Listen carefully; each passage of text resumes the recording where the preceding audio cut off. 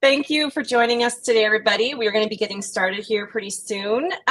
For those of you who are joining us on social, if you want to head over to plenairmagazine.com/free-webinar, we'll throw that link up here for you in just a second. That way you can participate in the webinar. We've got chats and we'll be giving away prizes, but you have to be present to win. So make sure you head over there to sign in today. And then let's make sure our chat is working. If you could pop in the chat and tell me where you're watching from and what you're most excited to learn about today.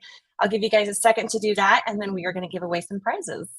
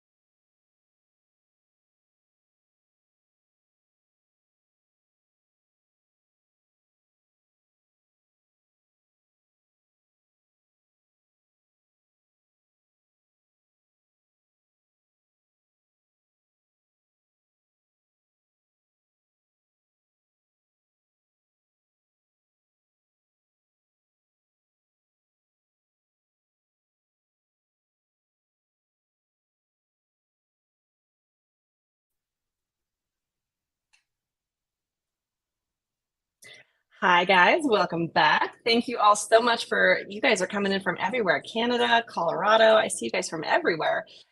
Let's give away some prizes, shall we? The first one I have is Albert Handel's painting in oil video, and that is going to go to Sherry Maxwell. Congratulations, Sherry. We'll have a streaming copy of that for you. And next, we are going to give away William A. Schneider's expressive oil portraits video, and that is going to go to Marguerite LaRoche. Congratulations, Marguerite. And finally, we have Jill Stephanie Wagner's pastel painting from photos video, and that is going to go to Susan Kennedy from British Columbia, Canada. Congratulations, Susan. So if you guys could hang tight for just a couple of minutes, we're going to get started right on time at 2 o'clock Eastern. Like I said before, if you are joining us on social, head over to plenairmagazine.com/free-webinar. And that way you can join us so that you can participate in the chat, you can ask questions, and then if you're in there, you also have the opportunity to win some prizes later today. So hang tight and we will see you guys in about 5 minutes.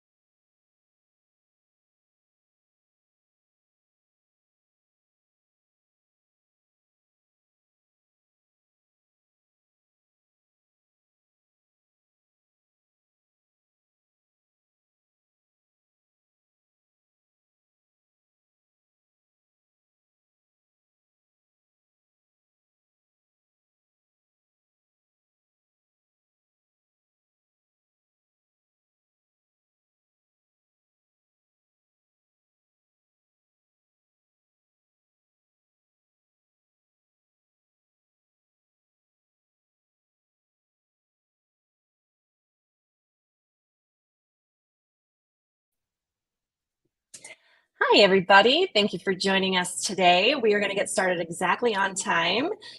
A little housekeeping note for you guys. If anybody experiences any technical issues today, give your browser a refresh. That tends to fix any issues 99% of the time. And for anyone joining on social today, if you could head over to plenairmagazine.com/free webinar, you will be able to join us in our chats, ask questions, and you'll also be eligible for prizes that we'll be giving away this afternoon. So welcome everyone to Artist Path. Today's webinar is sponsored by Pastel Live, the online conference produced by Streamline coming up in mid-August. And it's the world's largest online pastel event. We have 25 incredibly important artists from around the world that will be teaching and attendees from over 40 countries. You can learn more about that at pastellive.com. We'll also be giving away some prizes here at the end of the day, so make sure you stay tuned because you do have to be present to win. And we will also have a free gift for everyone who is watching today. You are here today because you are either an artist or want to become an artist. You want to take your art to the highest possible level, and we intend to deliver that today. We have 4 amazing guests with us today, including Jill Stephanie Wagner, Albert Handel, Aaron Schur, and William A. Schneider. All are highly accomplished and have built amazing careers, and we will be hearing from them in a moment. Put the do not disturb sign on your door, turn off your phones, turn off everything else. You will not be able to check email and watch at the same time because you will miss something. Make sure you take some notes and stick around to the end so you can post some questions. Now, let's get to know your host. A lot of you already know who our host is, Eric Rhoads, but we've actually had thousands of people sign up for this event today, so we'll let you guys know who he is. Eric is the founder of Streamline Publishing, and over 2 decades ago, he became a plein air painter and started Plein Air Magazine and Fine Art Connoisseur Magazine. Today, we also have multiple digital art newsletters, including Inside Art, Pastel Today, Realism Today, Fine Art Today, Plein Air Today, and American Watercolor. We also host art conventions like the recent Plein Air Convention, artist retreats like the upcoming Fall Color Week, and artist trips like our upcoming trip to paint cherry blossoms in Japan, as well as our online art conferences, Pastel Live, Realism Live, Watercolor Live, and Plein Air Live. They started during the pandemic and they continue strong to this day because people can learn from home without the travel expenses. Perhaps you've seen Eric Rhoads on his YouTube daily with Art School Live, which he started during the pandemic. Literally millions have discovered art techniques from his show and lots of people have become artists because of it. When he has time, Eric is a landscape and portrait artist. He with work in 4 different galleries. He is passionate about making art, and I even saw him on Instagram this last weekend painting from his boat. If you want to follow him on Instagram, it's simply at Eric Rhoads, RHOADS. Because Eric was so frustrated with trying to learn art, he has devoted his life to making art easier and more fun to learn. He believes anyone can learn to paint, even if you don't believe in yourselves. And our site, painttube.tv, has over 600 art instructional videos that we have created from, the world's leading artists, including each of our guests today. You can find it on Roku, Apple TV, Samsung TV, and Amazon Fire, as well as the App Store. A reminder that our topic today is the artist's path, and if you stick around, we will have several prizes to give away. Our goal is to take you to the highest possible level as fast as possible, or to teach you to paint for the first time. We have over 4,000 people joining us today. Thank you all for attending. And now for your host, Eric Rhoads. A loaf of bread, some strawberries would be good. I got to hurry up. I'm going on this webinar in a couple of minutes. What do you mean, what am I wearing? I'm wearing a black shirt. Yes, it's ironed. It's ironed. Well, I did it myself. Okay. Gotta go. Bye. Oh, we're alive. I'm sorry. Hey, everybody. It's Eric. Hi. I'm in my studio in the Adirondacks, and I'm so glad that you're here. Thank you. We're going to do some transformation today. Just to give you a feel for where I am, I'm going to just show you, take my camera and point it out the window, and you can see that I'm on a lake in the Adirondacks. That's my little dock out there. And I'm in a cabin that is it was 1894 it was built. So I spend my summers here and I love it. And I'm glad that technology means I didn't have to get on an airplane to go back to do this week. I want to get right to the meat of today's topic. First off, I want to say thank you. You guys showed up, and that means a lot to me. And our goal here at Streamline is to, I've tried to devote my entire life to teaching people to have the confidence that they can paint. We have during COVID with Art School Live, we went on because, we had nothing else to do, right? And we had thousands and thousands of people. We had millions of viewers. We had thousands of people who told us they learned how to paint for the first time. They learned a new form of painting for the first time. And a lot of people who said, I came back to painting after, when I was in high school or something. And I just think that the best work that we can do is to help people realize that they can learn to paint. I'm going to talk about that in a minute. If you guys have burning issues, drop them in the chat right now. What is, for instance, the one thing that you hope to get out of today? Put that in the chat, and then we're going to collect them, and we'll try to make sure that we cover your answers. We got some incredible artists with us today. It's going to be really cool. Our guests, who you're going to meet soon, are really, really high level. And these are people who have great careers, some who've had great careers for a long, long time, and some not as long, but they have the answers. I have my ideas, but they have all the answers, and they're here to help you and give you answers. So we want to make sure that you put your burning issues in, so we're addressing those. Quickly also into the chat, tell me a little bit about you. Tell me like where you're from, where you're watching from. Maybe, what is your primary medium? If you're like an oil painter, watercolorist, pastel, you just do drawing, whatever it is, just put that in there. And tell me what you hope to get out of today. You want to soar to the next level? Tell us that, okay? Do that real quickly. Now, a lot of you and I already know each other. We've met at various events. We've met online. We've done a lot of things together. But we found out this week that we have thousands of people who I've never had a chance to meet. So nice to meet you. I thought I'd give you a little bit of background, a little story, if you will. When I was a kid, I suppose like all of us, like when you were a kid, I'd lay down on the floor and color all the time. I was just constantly coloring, and I liked Archie. Archie coloring books were my favorite. I loved to color in Archie and Veronica and Betty, and well, I can't even think of all the characters' names. And my mom was a painter. She was a hobby painter. She wasn't a great painter, but at the time she seemed like a great painter to me because I didn't know any different. And I would watch her paint all the time, but I didn't believe I could do it.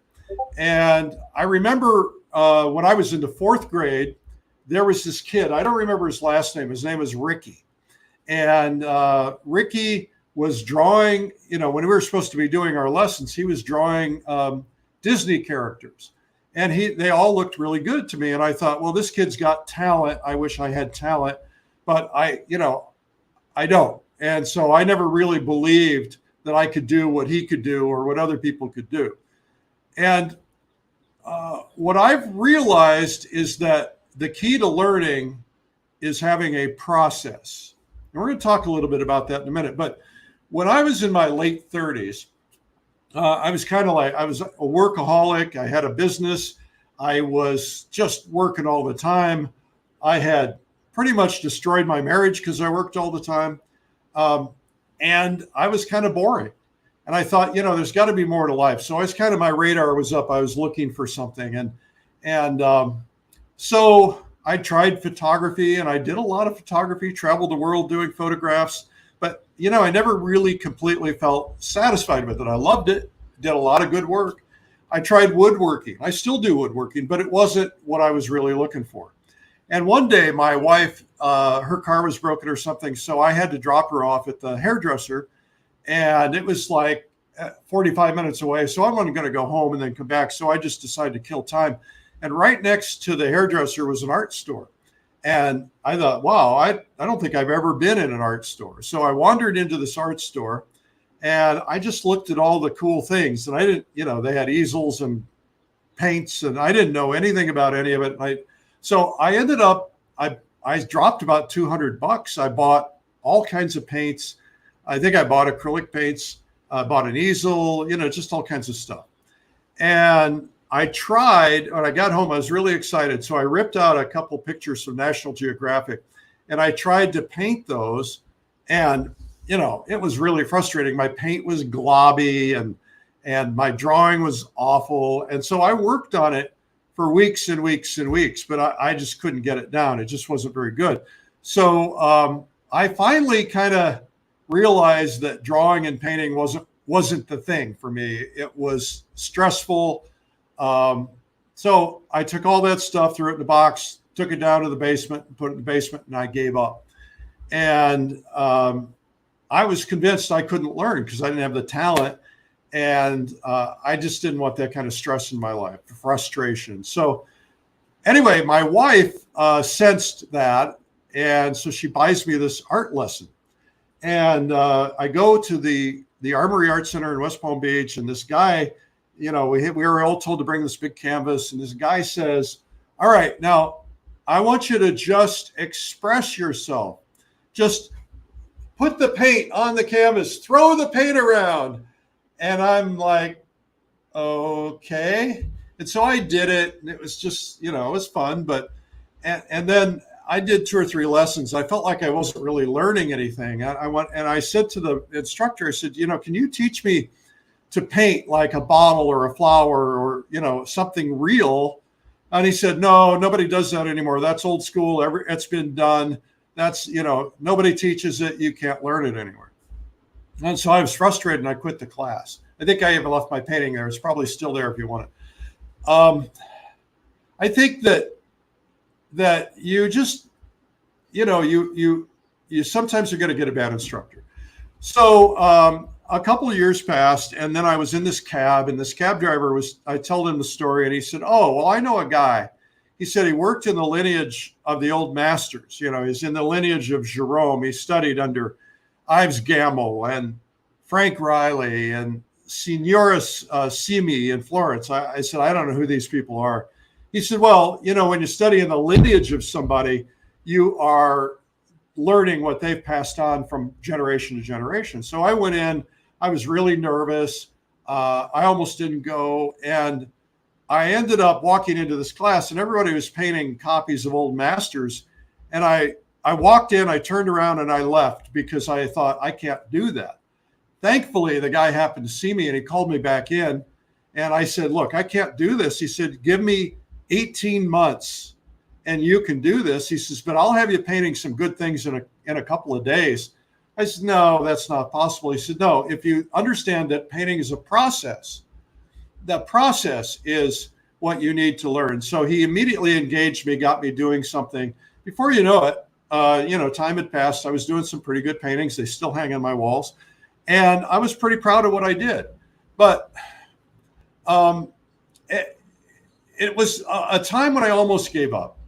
And I really didn't think anybody could teach me. But I am now convinced more than ever, because I learned that and because now I teach people to paint, that you can learn a process. Now, there are definitely people who have some natural talent, but most of their natural talent is applied practice, right? They just practice and practice and practice, some of them for months and years and decades. And we think they have talent, but they've just gotten good at it over time because they just keep growing. So there's a concept called unconscious incompetence. In other words, we are incompetent, but we don't even know it. We're not conscious about it. We don't know that we suck, right? So I look back and I realize how much I sucked, even when I thought I was getting good. And,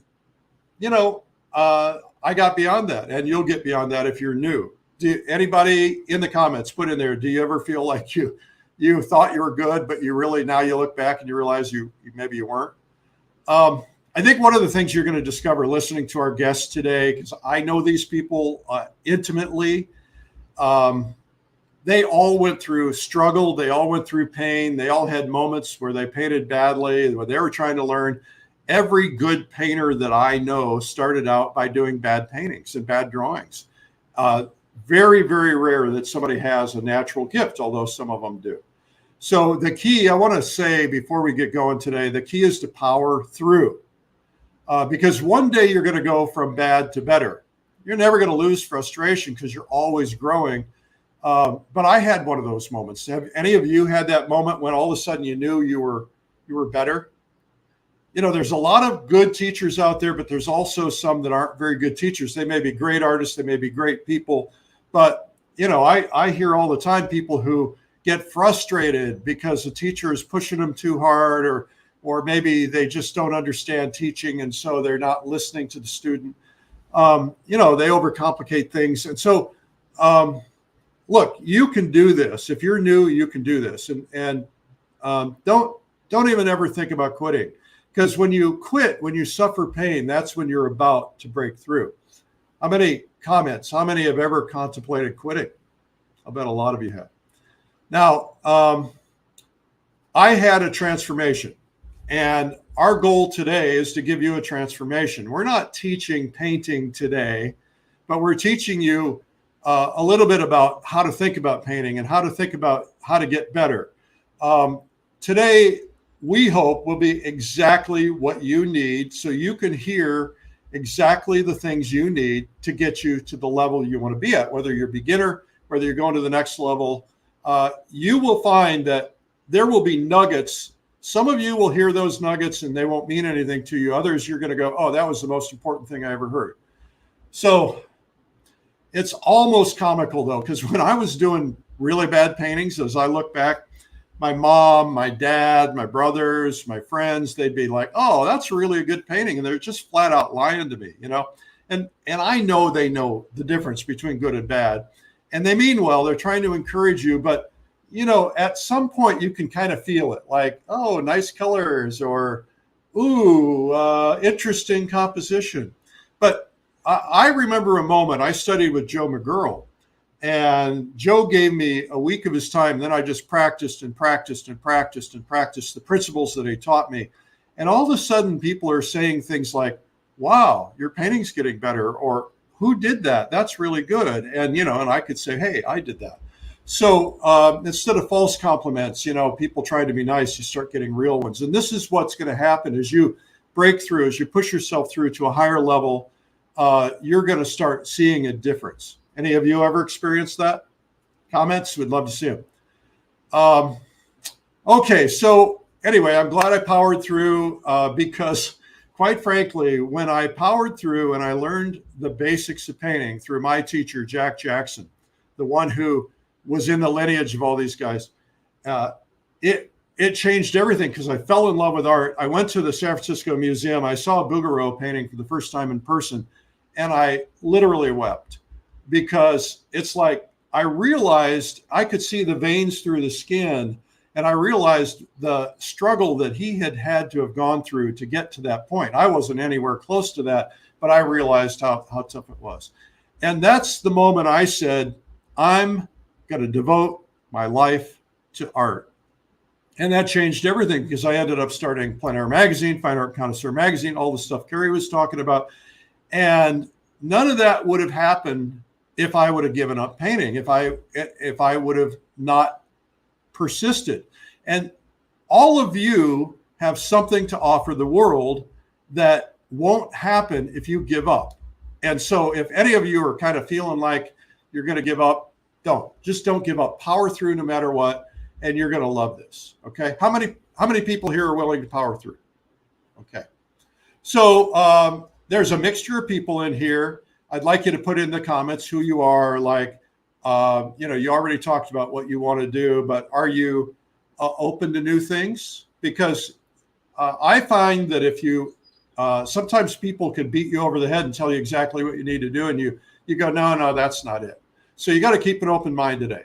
Now we're artists. We're typically pretty open-minded people anyway, but don't automatically say, if Albert says something or Bill says something or Aaron or Stephanie, don't automatically say, no, that doesn't work for me. Consider everything they have to say, okay? These guests are highly accomplished. You probably know them, but briefly, here's a point about each one of them, and then we're going to bring them on. William A. Schneider left a high-paying career, and I mean high-paying, to pursue a full-time commitment to art. He has achieved remarkable success. He continues to earn major awards. Every time I turn around, I'm getting a press release about another award that Bill's won. He is going to share his insights today and speed up your journey. Our next guest is Aaron Schur. Aaron just embarked on his artistic journey at a young age. And he looks young now, but he's got like grown kids, right? So he is cultivating success and has been because he's really pursued things at the highest level. He has bypassed a lot of the common pitfalls. So he's here because he can show you, if you're younger, how you can do some of these things faster. How to shortcut things, if you will. Jill Stephanie Wagner leapt from a successful advertising agency career. She owned an ad agency, I think in Detroit, into art. She gave up her good job to become a full-time artist. And it's proving to never be too late. You know, she started a little later in life, but her passion for oil and pastel brings varied subjects to life, serene landscapes, lively city architecture, always a keen focus on the interplay of light and shadow. And then finally, the master himself, Albert Handel. Since 1961, he has had over 30 one-man shows. Now, that's a lot of work. He's received over 70 top prizes and awards. He's considered one of the most successful living artists today and one of the great masters of our time. And just imagine the level of insights and knowledge that he has. All of these people have insights and knowledge, but you know, if you've been painting since 1961, you got a lot. So let's welcome all of our artists on right now. Ladies and gentlemen, thank you for being here. Hello, everyone. We're glad you're here. All right, so we have met on a couple of occasions working on this today. And I've got a lot of questions, but I'm going to start out with a big one. And we're going to do ladies first in this case, and then we're going to go to each of you. Jill, how do you find your personal style, your personal voice? That's the biggest question I get all the time. Well, I think when we're just starting out, a lot of us want that. We see other artists who have something that's recognizable in any one of their paintings. And I wanted to do that as well. And I went to the woman that was my mentor at the time and said, I don't have a style. I just pop all over the place. Nothing looks the same. And how do I get my style? And the first thing she said is that your style will come to you. You don't go to the style. The more you paint, the more your style will come forward. But the other thing she did to make it easier for me to understand, she said, I think you should paint one subject 25 times. Not the same reference photo, but the same subject matter, so that you learn something inside and out. If you flit around to a whole bunch of different things, you don't ever get a good grasp of one subject matter. And the other thing she told me to do, which was very helpful for me, was to paint large. You're painting way too small. You're painting these little teeny weeny paintings, get big. So I did that. I did 25 paintings of river stones, which I was doing mostly as studies. They were 30 inches high and 15 inches wide.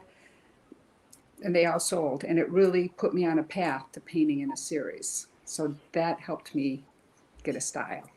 Awesome. All right. Next, we're going to go to Albert. Albert, did you ever have that struggle? What struggle is that? Trying to find a style. Oh, no, I just kept painting. As I look back on my career, I had a preponderance for transparent color, including in oils. And when I studied at the Art Students League, that was discouraged, and large brushes were encouraged and all that. And I learned how to do that. The first day, I laid it out the way I lay things out now.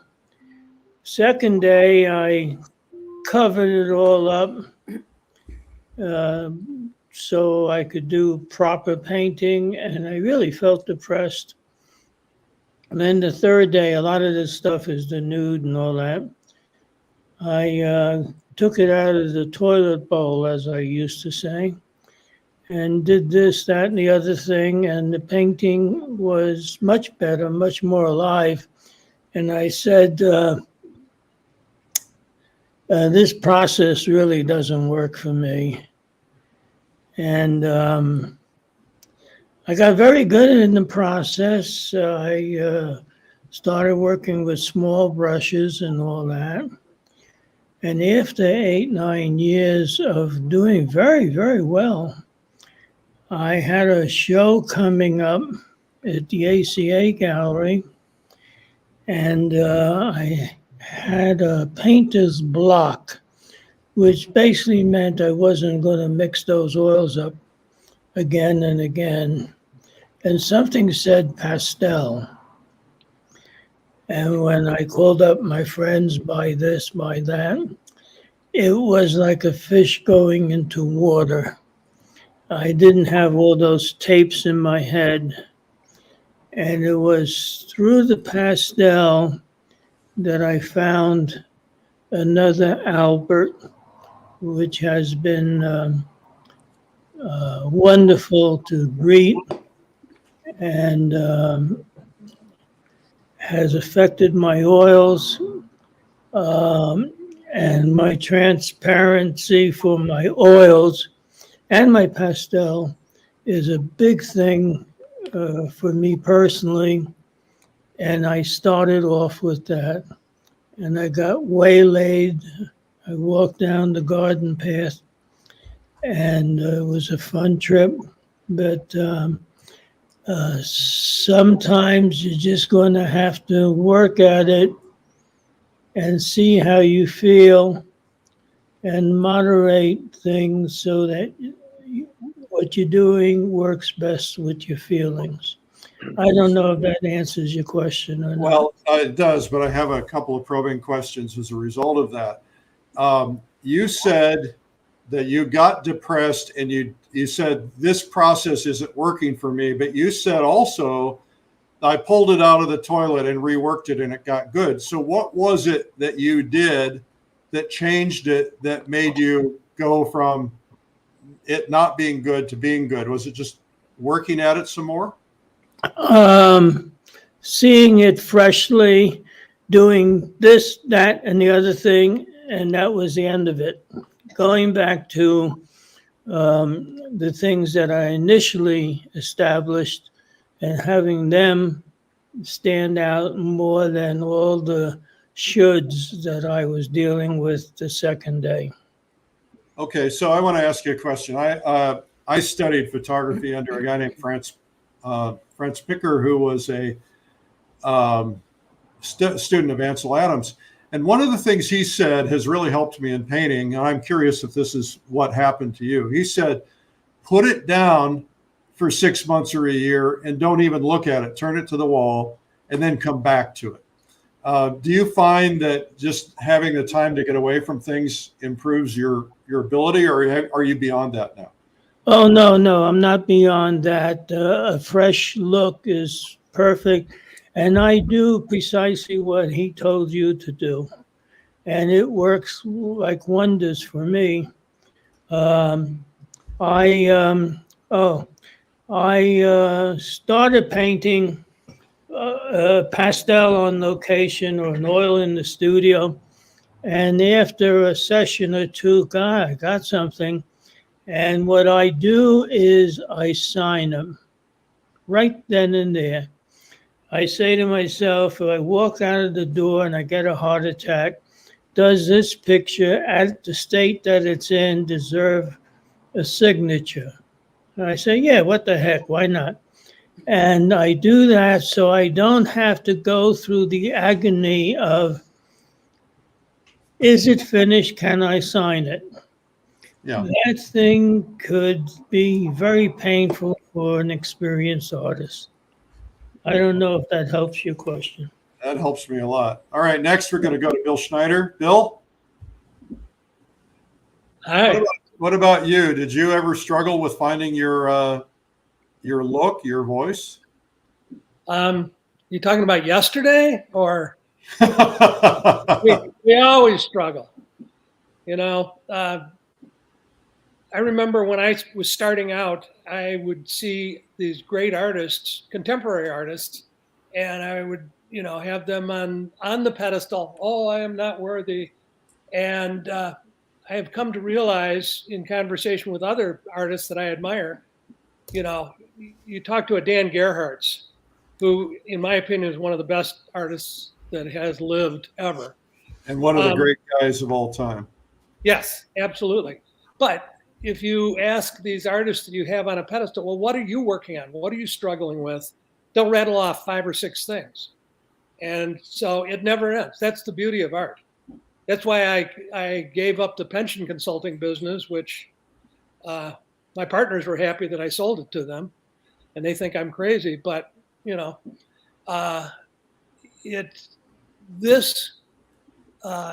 not even a business. Art is a calling. Why do I paint? Because I have to. I must. If I don't do that, I will go crazy. Somebody needs to put that as a quote and tweet it. Say that again. Art is a calling. Yeah. If I don't do it, I would go crazy. I have to do it. So it's interesting you say that, because I used to do the same thing. I put these guys on a pedestal, and I was talking to Richard Schmid one time. I think the first time I ever talked to him, and he was telling me about all the paintings he had just screwed up and how frustrated he was. And I said, "Oh, that's great." He said, "What do you mean it's great?" I said, "It's good to know that even you screw up your paintings." He said, "Oh, I screw them up all the time." And what he later told me, which I thought was very valuable, he said, "I spent so much time screwing up paintings because I wasn't careful enough in the beginning." He said, I painted with him, I don't know, 2 or 3 times, I guess. And he came, I set up next to him in the garden and painted, and I tried to do what he did. And he spent a lot of time meticulously mixing things, looking up, spend, 5-6 minutes mixing. And then he'd lay his palette knife, he'd look, and he'd do one stroke. And he said, get it right the first time, because otherwise you go back and spend all your time fixing things anyway. So I thought that was interesting. Absolutely. So I can tell from each of you, though, that you have a style. I mean, you definitely have developed a style, but it was not intentional for you. It just came. Yes. When I was at the American Academy, and I asked the question about, well, I want to get my own style. And I had a very, very good instructor, Bill Parks, the legendary Bill Parks. And he said, don't worry about style. Just keep trying to be honest and paint what you see and what moves you. And as Jill said, your style will come to you. I don't particularly think I have a style, but I think that that's the case with everybody.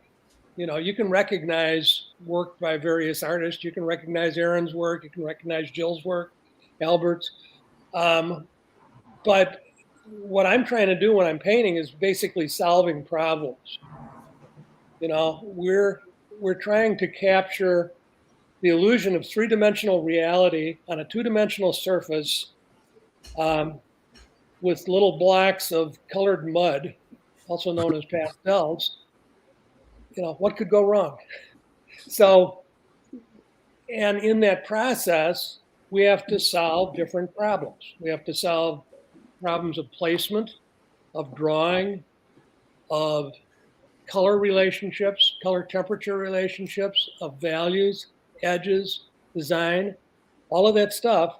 And what I just listed are the 5 things. As a beginning artist, you need to learn shape, value, color temperature, edge, and composition.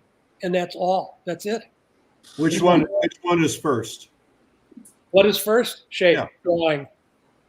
Drawing is the most important thing, because it's, if the drawing is off, you can have the best rendering, the best color, all of that stuff, but the viewer all they'll notice is if the drawing is off. And so when I jury shows, and when anybody else juries shows, if the drawing's off, that painting is dead. It goes into the reject group so that the next time you go through, you don't have to look at it. So drawing, and oh, by the way, drawing is the most trainable because there's only two components to it. There's length and there's direction. So how, what is the length from here to here of my nose, and what is the angle? If I get length and angle, it has to look like what I'm trying to paint or draw. Well, that certainly simplifies it, doesn't it? It's not all that overly complicated. It seems like it would be. Yes. Well, we'll talk a little bit more about some of those things. Thank you, Bill. Aaron, when I judge art shows, which I do frequently, I just got finished judging a show in Spain and also the Art Renewal Center show. One thing that happens to me is I can, even though they don't put the names on artists, I can instantly identify the fingerprint of the artist. I can tell in many cases that was a Kevin McPherson or that was an Aaron Schur. What are your thoughts on developing personal style? Wow. First of all, thank you so much for having me on. And I'm just so psyched to be here with this wonderful, amazing crew of artists that all inspire me. So You're welcome. yeah, fellow traveler with these amazing people. I think Jill said it right away. To develop a style, one, don't go looking for it, because you're going to get lost trying to look for it. And then, so I just made a quick list. Be a student, always. So there's always more to learn. So be open. And with that, I'd say there's a quote from Neil Gaiman. He's a writer. He says, "Make glorious mistakes." And I've always loved that. Make glorious. That's what I tell students all the time. Make glorious mistakes. Go for it and fail spectacularly. Because if you're afraid of failing, you're going to tighten up, and your work is going to look unresolved and not fresh. So yeah, paint from life. And with that painting from life, paint your experience.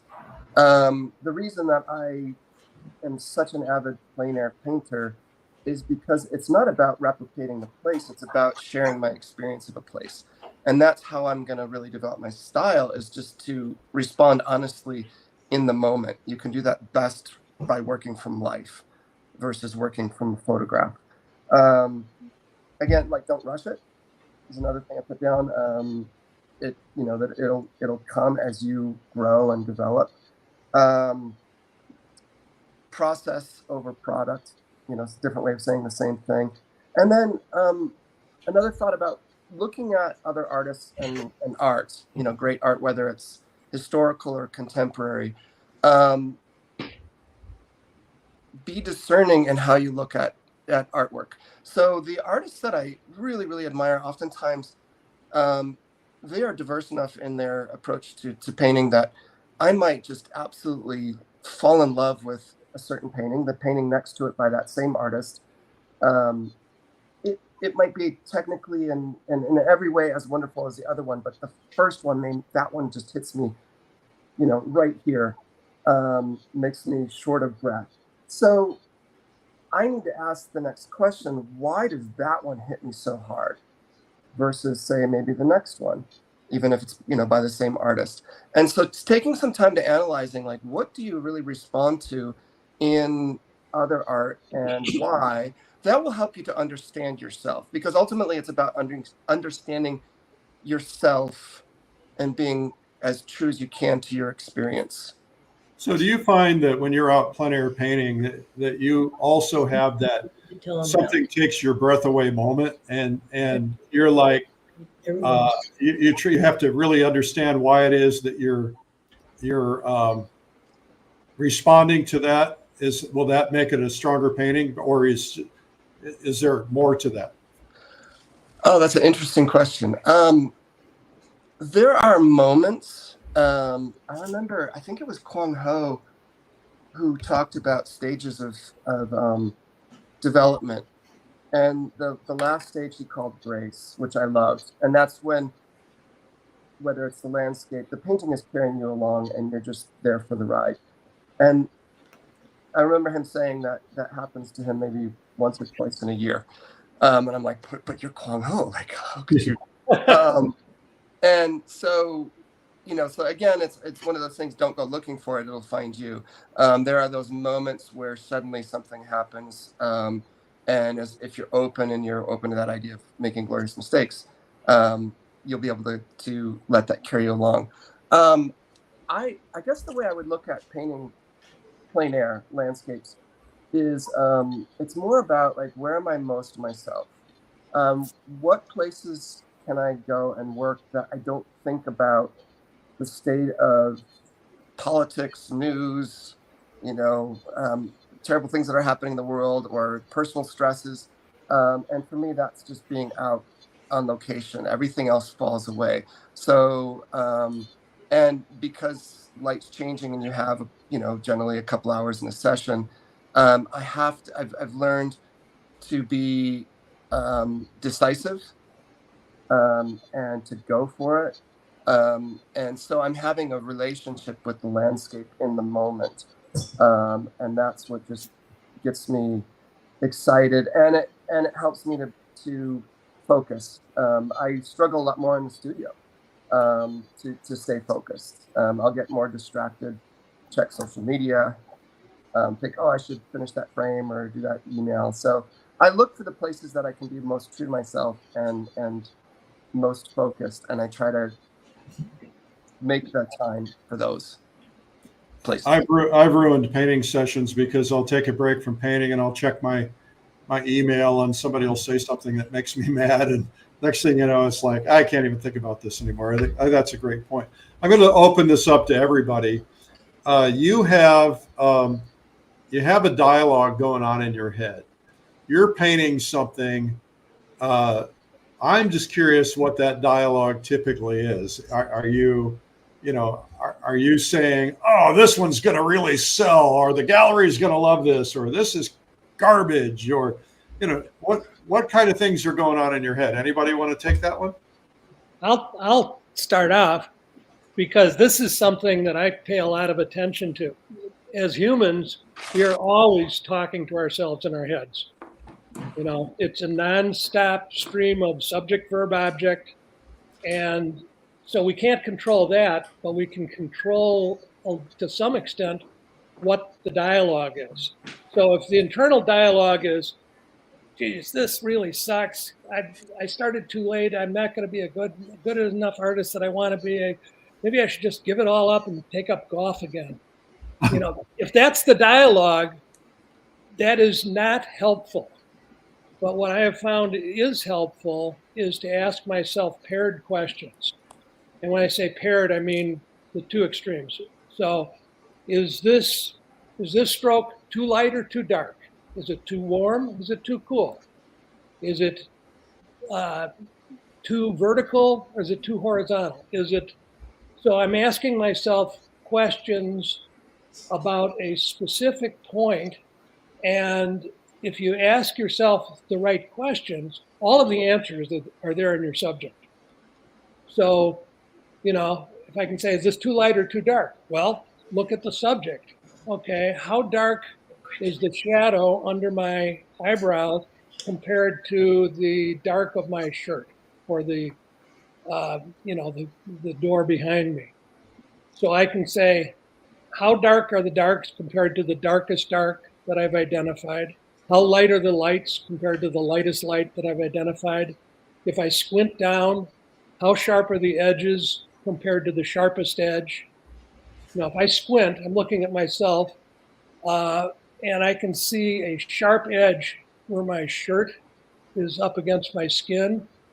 And if I stay in a deep squint and raise my eyes and look at my eyes, how sharp are the edges in my eyes compared to the edge of that shirt? If I ask myself that question, I can say, well, wow, those are just whisper soft compared to the sharpest edge. And so I'm basically directing myself to questions that can be solved by observing what's in front of me. All right, good. Anybody else want to take Yeah, on? yeah. Yeah, I come in from a different angle. All right. I like Bill's work, and he's doing portrait, and it's very important where the corner of the nose is in relationship to the corner of the mouth, in relationship to the corner of the eye. Um, I know what that's about because I used to do a lot of work with portraiture, and it's a great way to measure. As a landscape painter, I turn it around, and whatever hits me right then and there happens. And it's an intuitive response. And my intuition is wonderful. I've learned to respect the intuition. Now, this might not work for a portrait. Everything Bill just told you is portrait work, and God bless him and his work and portraiture. I'm talking about landscape, where you have distance behind the initial subject, where you have changing light conditions, where it's not stable.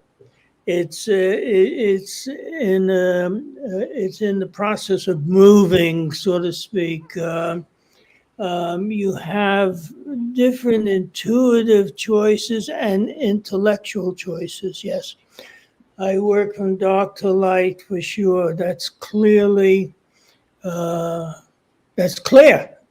Um, uh, I I do all sorts of things with my oil brushes and my pastels.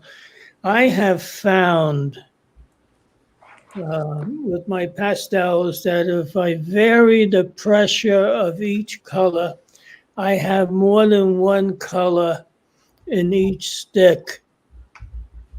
And that means a lot to me. So I can flow with the water rather than stop and find something a little darker or a little lighter. So this understanding for landscape, this is not portraiture, has allowed me a freedom to flow from one side to the other side, varying the pressure of the pastel and varying the color. Awesome. So it's very intuitive. 1 second. I like to talk to myself when I'm painting, thank God. And when I demonstrate, I just open my mouth and they get to hear my thoughts. So there's a world of difference between still life, portraiture, and plein air painting and landscape.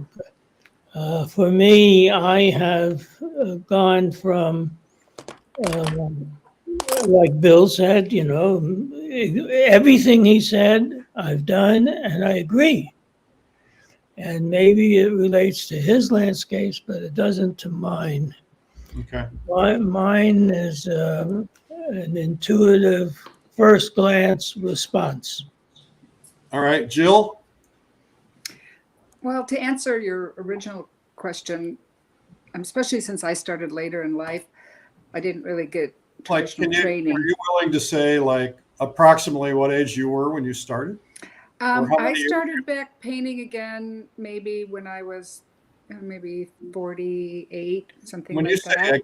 When you say again, had you painted as a younger person? Yeah, I went to art school at the University of Michigan and fully intended to be a painter when I got out until I realized the very last semester that I was going to starve to death, that I wasn't ready for that.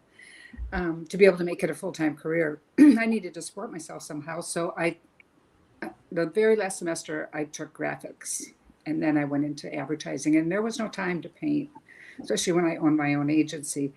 But when I started painting again, all those questions were going through my head. Is this going to sell? Is this good? Does this look like my mentors? I mean, all those things rush through your head and can crowd out the things that you really need to be doing. And it took me a while to figure out that and I tell my students, and I work through the same process myself, whether I'm painting plein air, which I do most of the time, or in the studio, you have to paint with intention Yes. to some extent. And what I do is the first thing I figure is, what do I love about this scene, whether it's from a photo or a plein air? What is it that makes my heart sing? Why do I have to paint this? And I write it down on a little piece of paper on my canvas, and then I say, where's my focal point?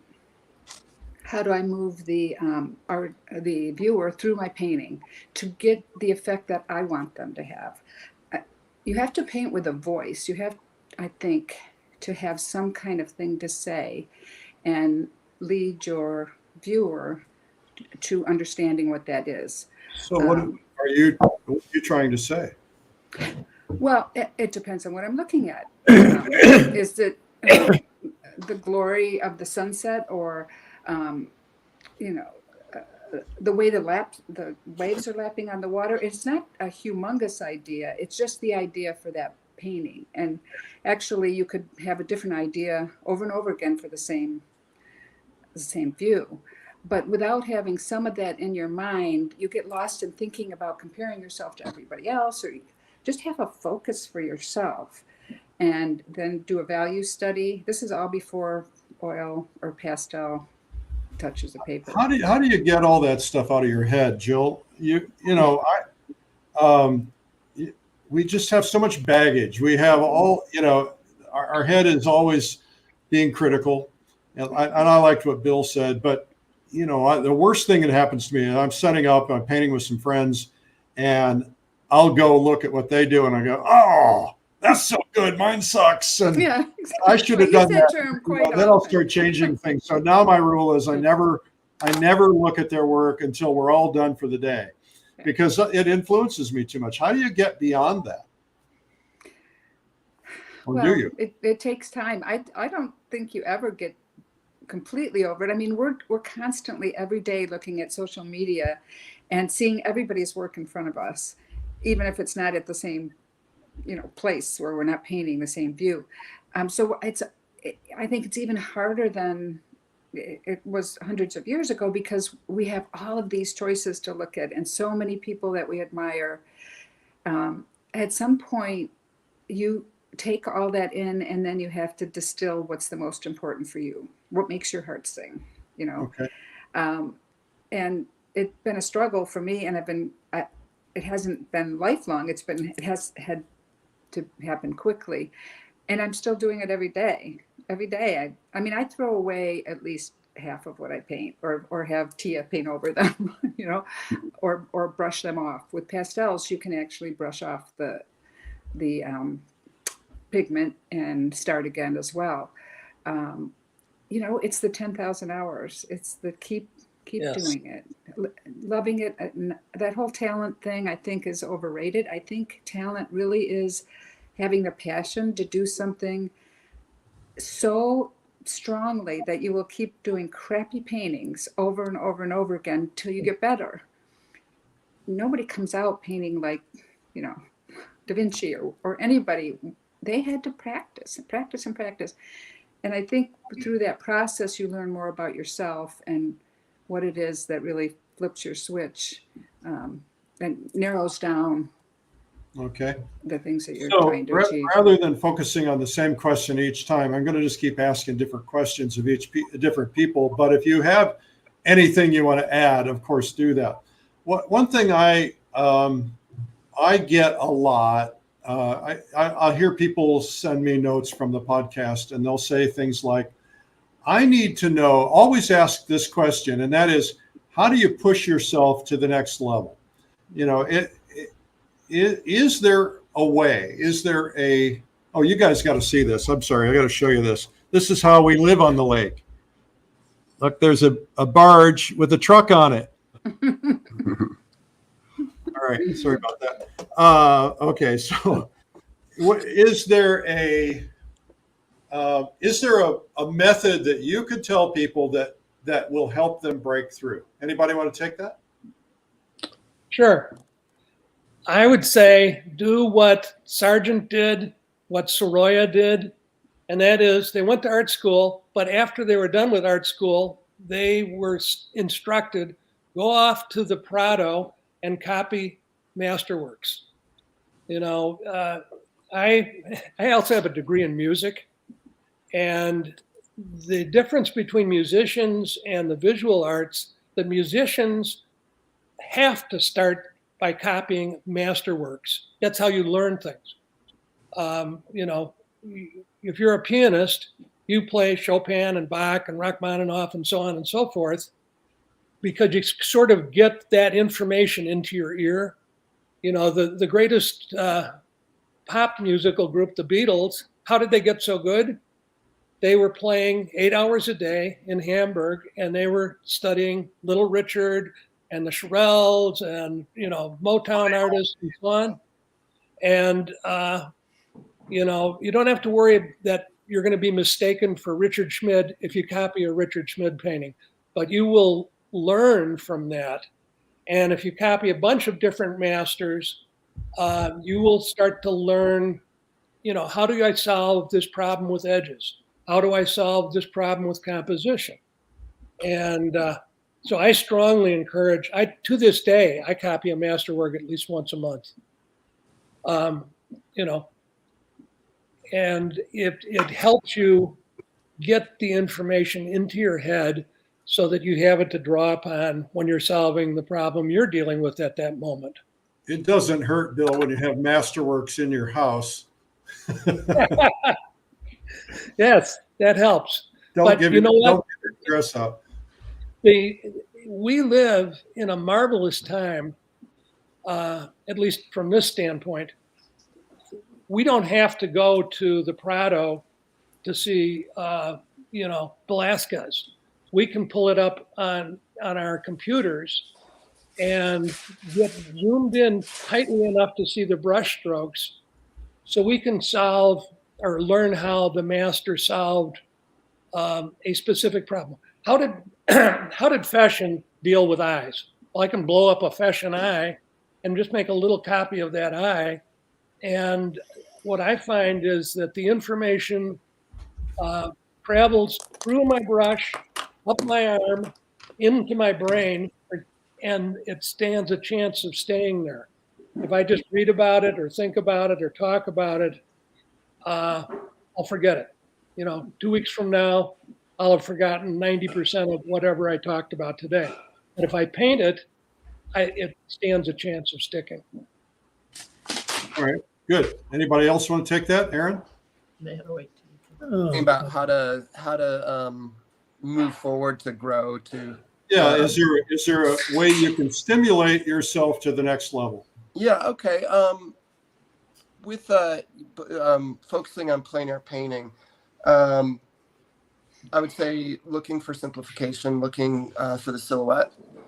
So one of the exercises I'll have students do that sometimes drives them a little crazy is flat color plane exercises. I didn't invent the idea.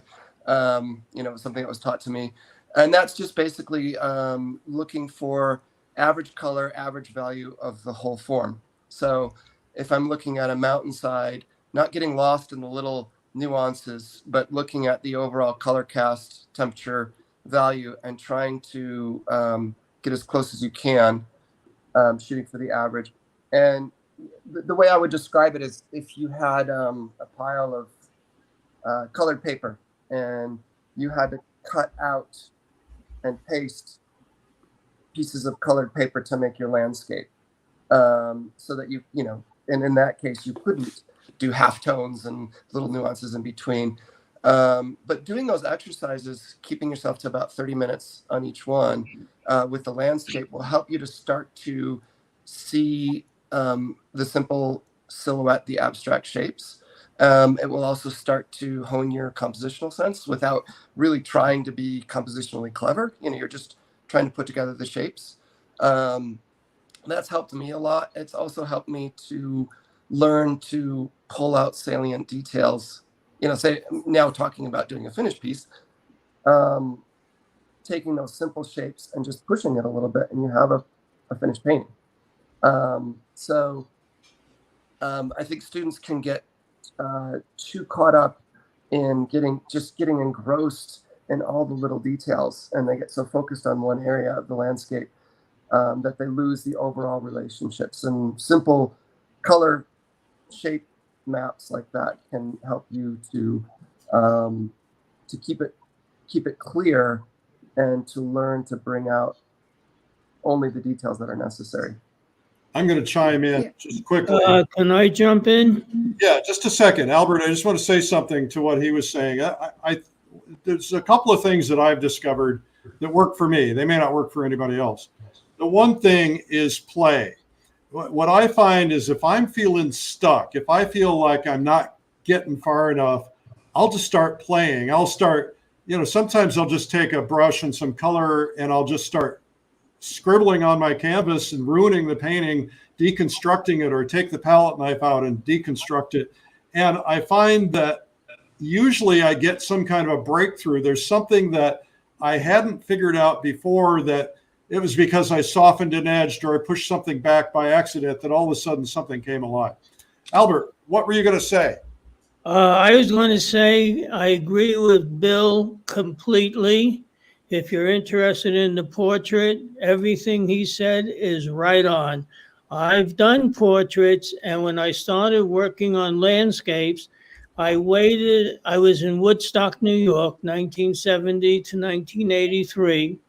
I couldn't wait until the greens of summer disappeared so I could see the skeleton of my trees. And I went out there and drew the trees with pencil and two-ply Bristol board. And I did one after the other. And that's how I was able to get into trees, for whatever it's worth. All right, good. I think one other thing that can't be put aside is that if you feel like you're stuck or you aren't going as fast as you would like to master some area, think about taking either a workshop or a video class. And I would suggest you only take them from artists that you really admire, who are something similar to what you want to be like. That can shake you up and make you things that look in a different way, and take you out of the way you always do things. If you listen to the instructor and try something new and different, that can really stop that kind of downward slide you can feel. And I still take I have taken tons of workshop, and I still take workshops. How many of you who teach workshops have had students come to your workshops and then they don't do anything you teach them? I have. They just go back to what they feel comfortable in, because they don't want to look like a fool. They know what they can get by with. Right. But that's not what workshops should be about, making a masterpiece. It should be about playing and learning something new and experimenting and not having expectations. Yeah, I think that's right. And you have to embrace the pain. When we get uncomfortable, we get frustrated, we just want to give up. But that's usually when the breakthrough is about to hit. And Absolutely.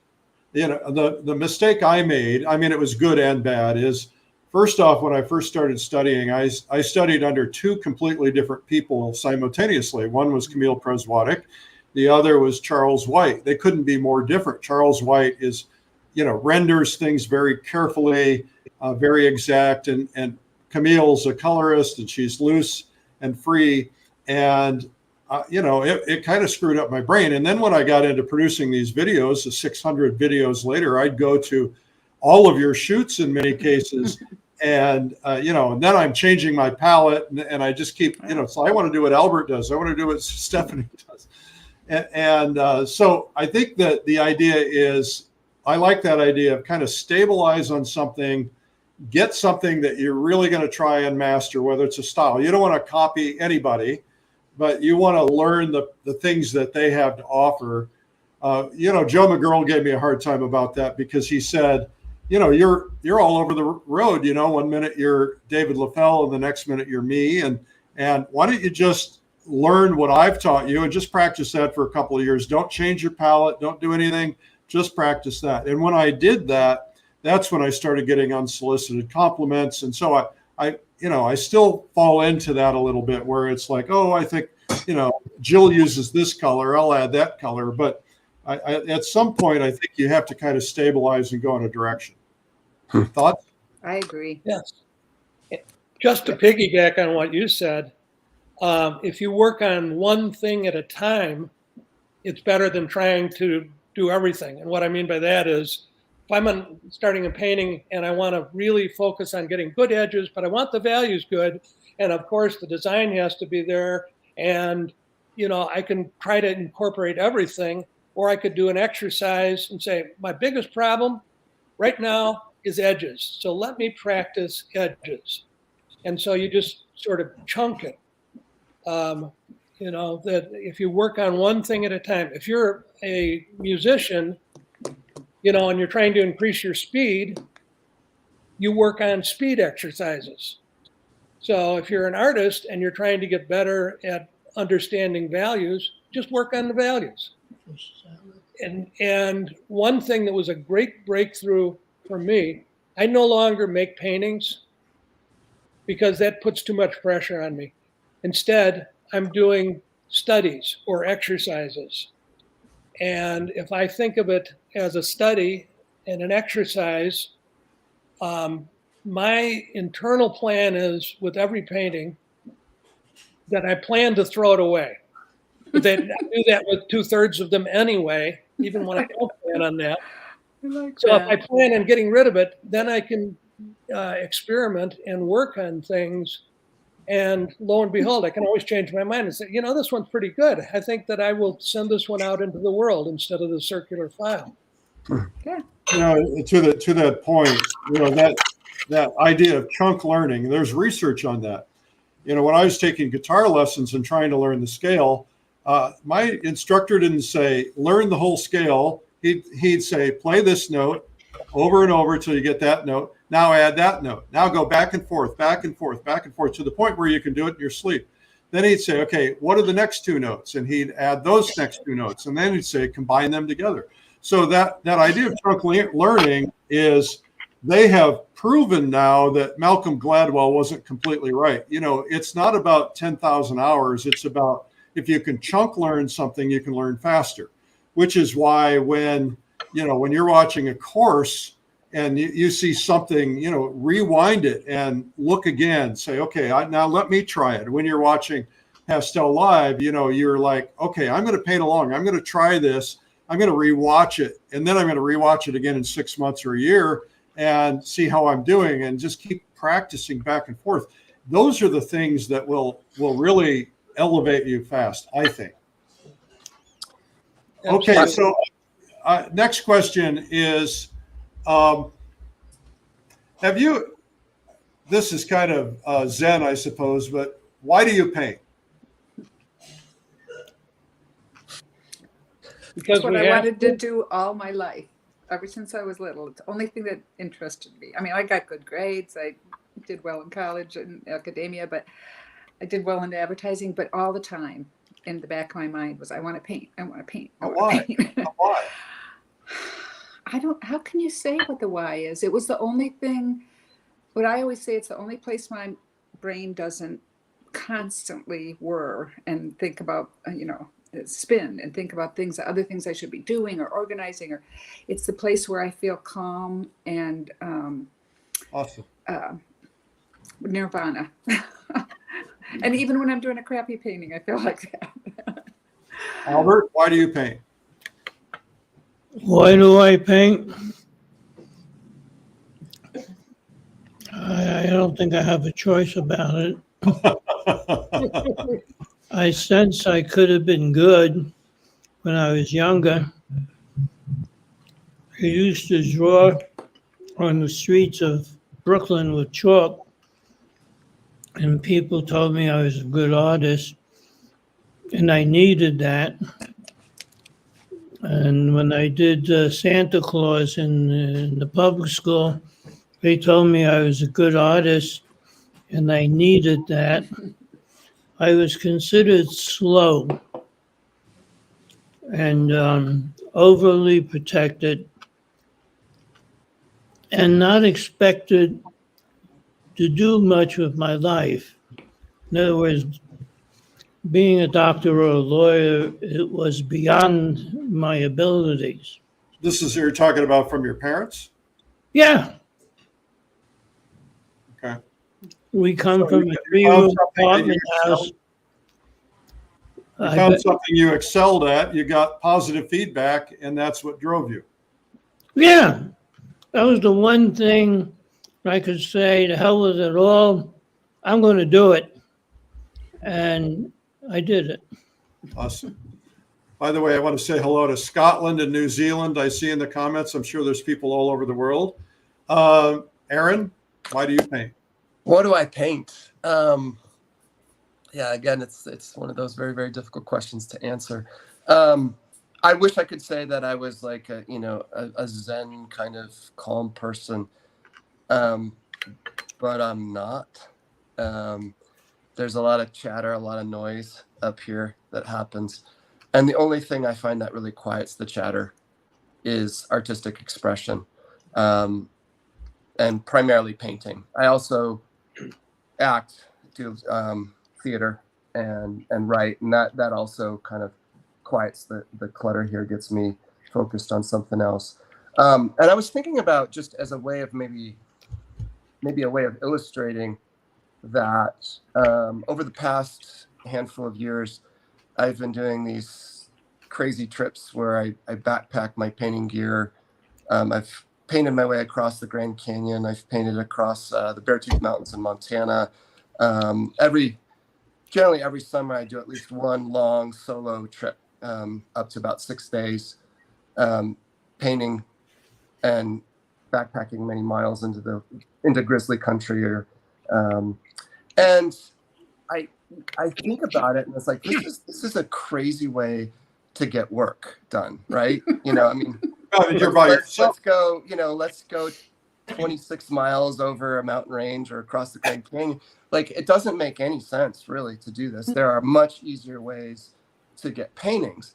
And, I started thinking about, like, why do I do this? It's not about, for me, it's not some heroic thing. It's not like, give me a, Red Bull or Mountain Dew and, like, look at me, I'm this tough guy. It's not at all about that. It's that when I get 2 or 3 days into the wilderness, it is so completely immersive that the creative process is all there is, and I can't think about anything else.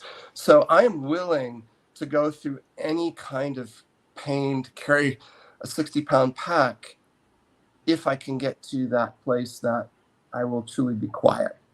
And for me, it takes that much work. And so painting's where I find that. And then the other side of that is, there's the question of, if a tree falls in a forest and no one is there to hear it, doesn't make a sound. I ask, if I make a painting and hide it from you, is it still art, or is it just therapy? So the other part of the equation, like, why do I paint? It's the relationship. It's the way that I start a story that is incomplete, and it's the best I could tell it. And usually I'm a little bit frustrated because that's not exactly what I wanted to say with the painting. And somehow the viewer comes into it and they have their own experience, their own stories, their own memories, and they come into it and they finish the story with their own experience. And the portal is art. And to me, that's like, how do you explain that? That's so amazing to be able to have that emotional connection, sometimes with people you're never going to meet. And so I feel like, okay, if people are happy to let me keep trying to tell these stories, to start these things off that they can finish, I'm going to keep going with it. That's one of the best feelings in the world, is to be the fly on the wall in the gallery and not tell anybody that you're the artist, and just listen to how people respond. Sometimes you don't want to hear it, but sometimes, you hear, they start crying because it reminds them of something in their life. Bill, what about you? Why do you do this? Because it's the most interesting thing possible. Wow. I had a very successful pension consulting business, and we're managing many billions of dollars. But everything I needed to know, I learned sort of in the first 3 years, and then after that, it was just repeating stuff. With art, it never ends. There is a great quote from somebody, and I don't remember who it was, but you know, an artist in their late 80s on their deathbed, and said, "So soon, I was just starting to understand."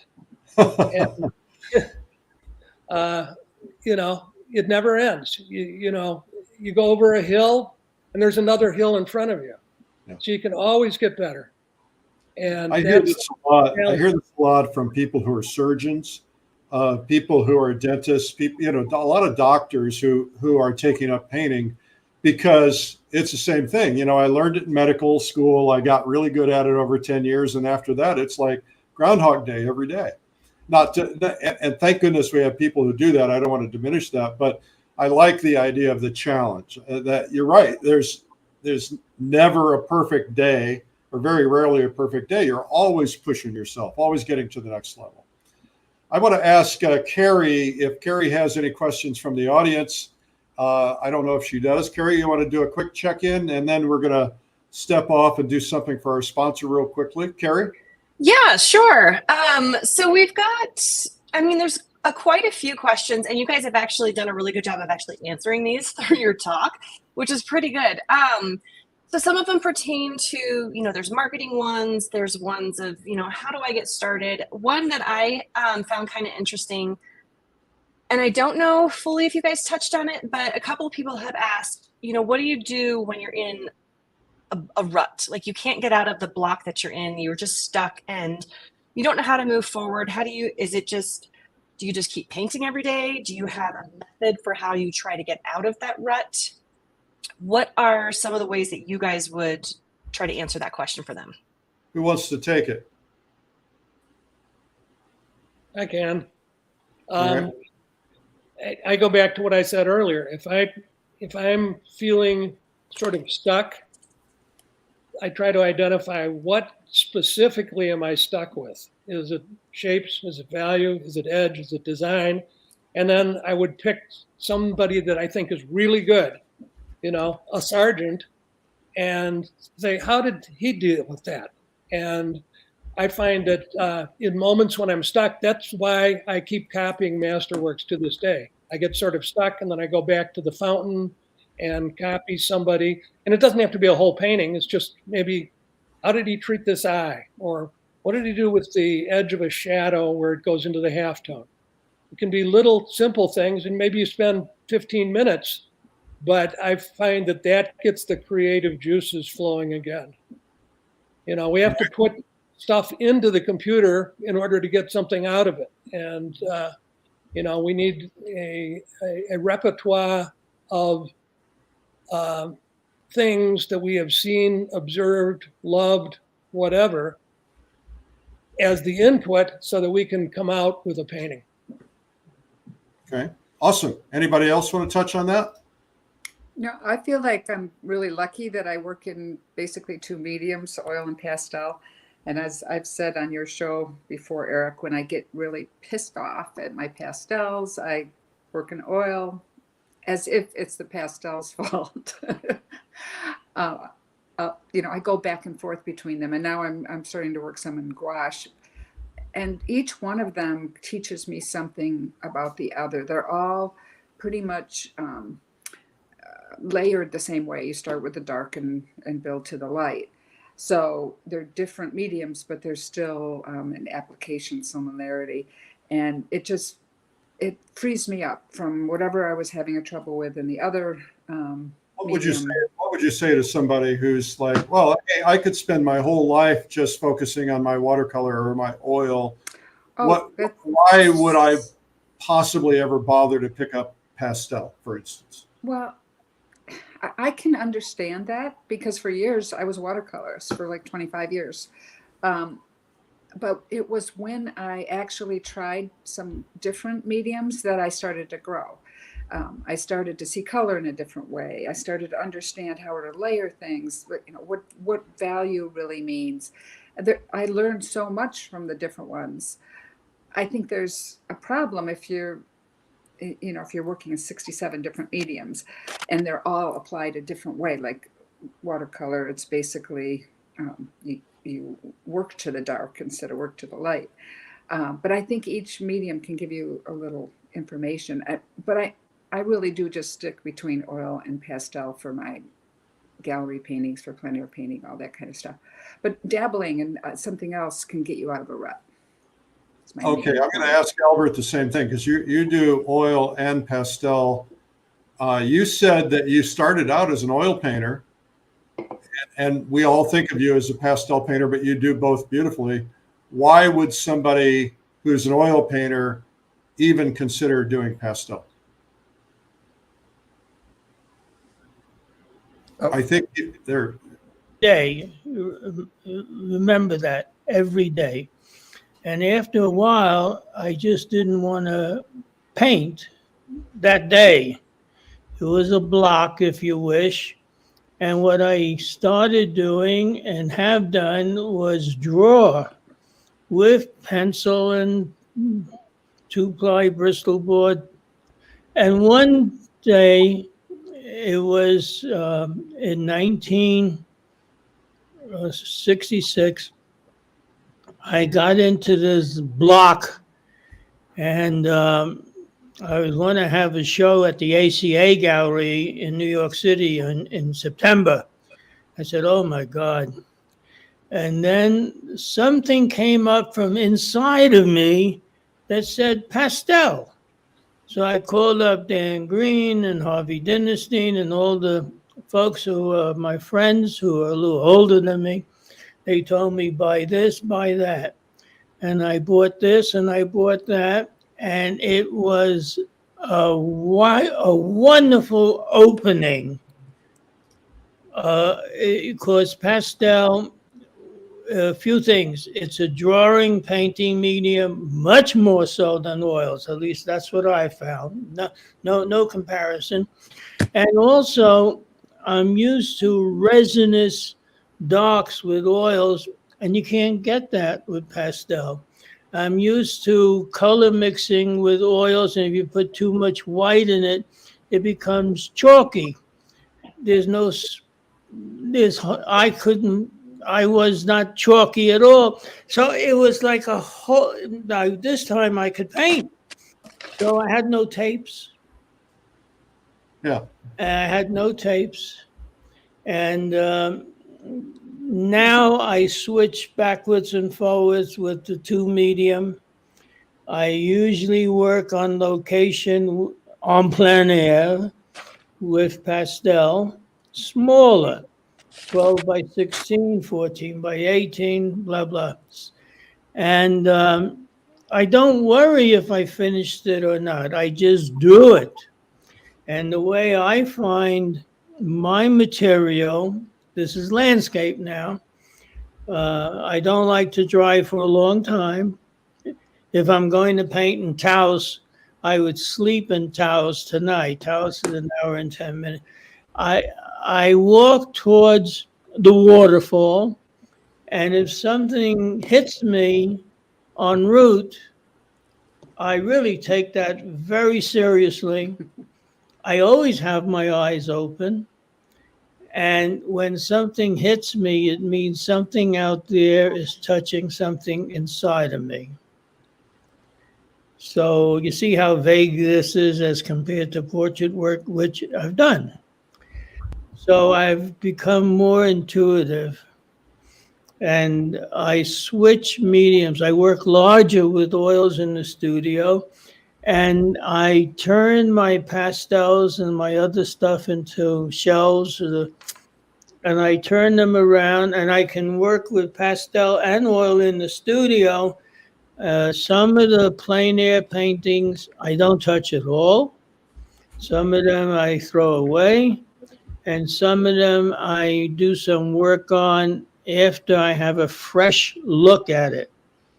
So this is not so much right and wrong.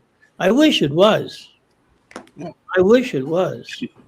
All right. There's no Z in this alphabet. I wish there was. Awesome. Bill, when we did Pastel Live, we launched it 2 years ago. I felt obligated to learn how to do pastel because here I am asking people to learn pastel and I wasn't doing it myself. And so I got pastel and I started playing with it. And then I watched, basically as much as I could when I was working on that. And it's like it all assimilated. I didn't become a master overnight. I'm not suggesting anybody could, but it assimilated. And I started seeing things that I could do and I could only do with pastel that I couldn't do with oil. But the thing that I found really interesting is that all of a sudden it changed my technique in oil. It opened up new horizons, things that I had never thought of doing because I had learned about them on Pastel Live. What is your experience with that and the oil versus pastel? Because you do both too. Basically the same experience. I tell all of my oil painting students you should study pastel as well, because there are certain things you can do in pastel that are extraordinarily easy, that are difficult in oil, but once you see them in pastel, you want to accomplish that in the other medium. I'll give you a quick example. I blend with my pastels, so all of my edges in pastel are automatically soft, and I have to think to make a sharp edge. In oil, if you make a stroke, it's going to have a sharp edge, and you have to think to make it soft. So it's 180 degrees different. But in pastel, you get used to seeing all these soft edges, and in oil, you get used to seeing all of these hard edges. And if you do both mediums, then you end up with a more balanced approach on edges. In oil painting, it's easy as pie to get a thin, transparent, rich dark. You can take transparent oxide brown, little bit of ultramarine blue, add some medium to it, and you've got a thin, transparent dark. For pastel, it's difficult, but once you see it in oil, you want to see it in pastel. And so it forces the artist to grow maybe in directions that are not easy based on the medium, but doing both of them, you get a more well-rounded approach to things. So anyway, that's what I have found. Okay, Aaron, I've never heard anybody who's taken up both of those mediums who said, nope, I really should have just spent my time on one. Yeah. Aaron? Let me go back real quick to the question before about feeling stuck, and then because I was just thinking about a time in my 30s that, like, kind of emotionally was just a really tough time. I was feeling really low, feeling really stuck, feeling like my work was terrible, and that I was getting nowhere. And it's funny because I look back on that years later and I realized that was the breakthrough.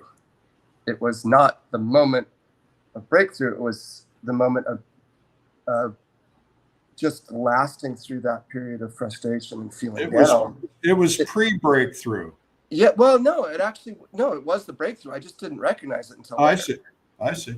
So, so what I think about is in terms of feeling stuck or kind of being in tune with your feelings on painting, like, take stock of them.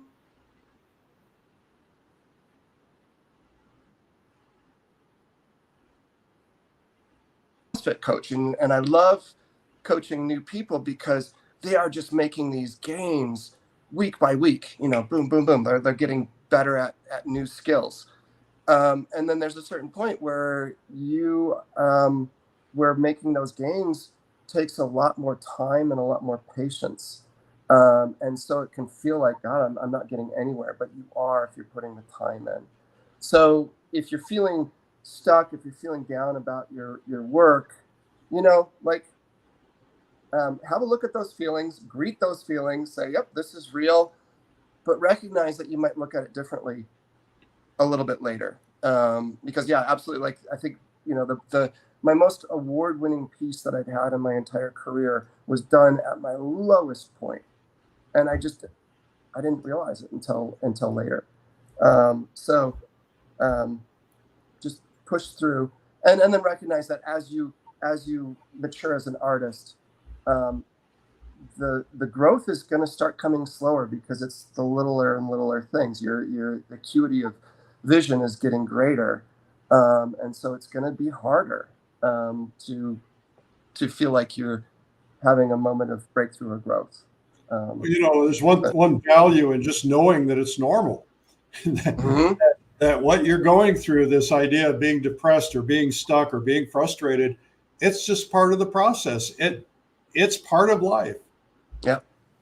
Yep. And okay, now talk to me about oil versus pastel, because you do both. Yep. What are the pros and cons of that?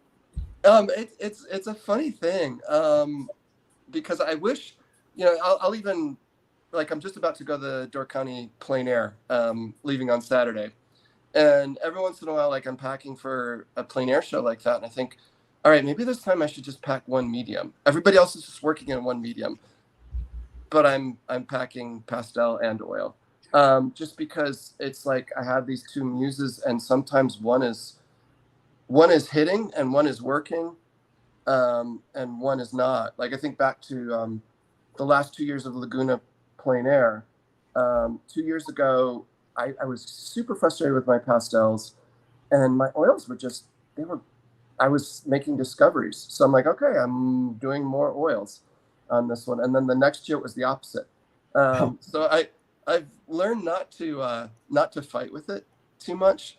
I think part of the reason I got into oil was that the workshops that were available to me, when I was learning, I would just take whatever would come up to Montana, and it was always oil painters.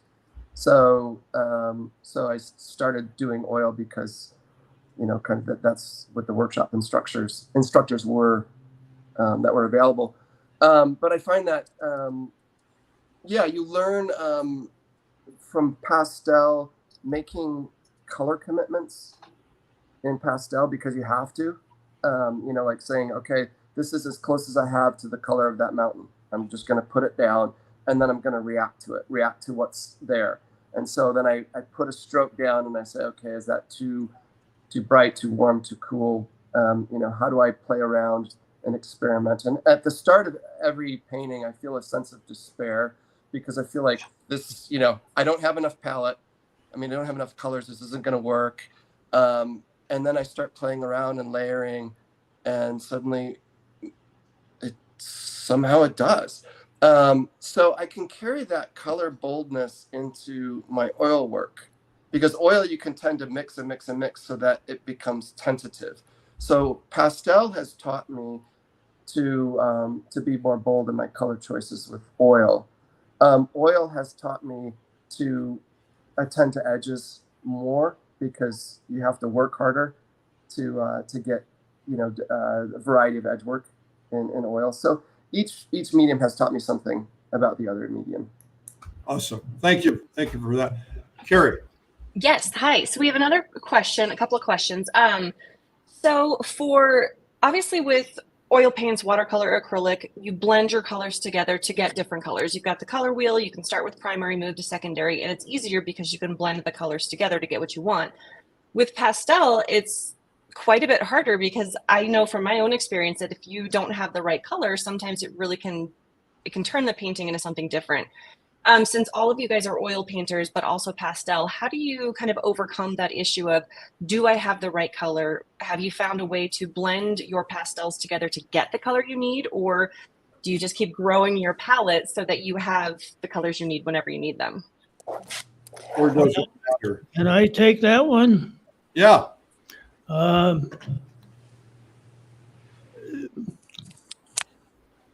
You can do with oils by putting some white into it and all that.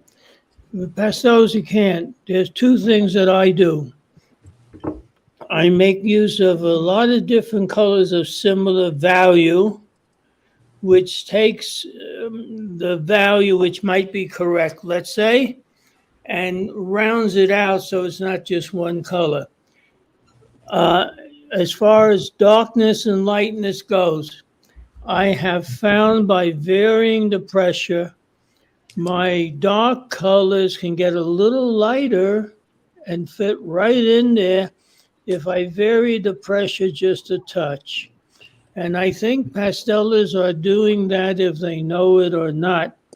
And this is true with light colors. If it's too bright, just relax a little bit with the same piece of chalk and put it on with less emphasis, and it gets darker. This is something. This I found this for me a revelation. Um, uh, that's my answer. Okay. Realize there's more than one color to each pastel stick.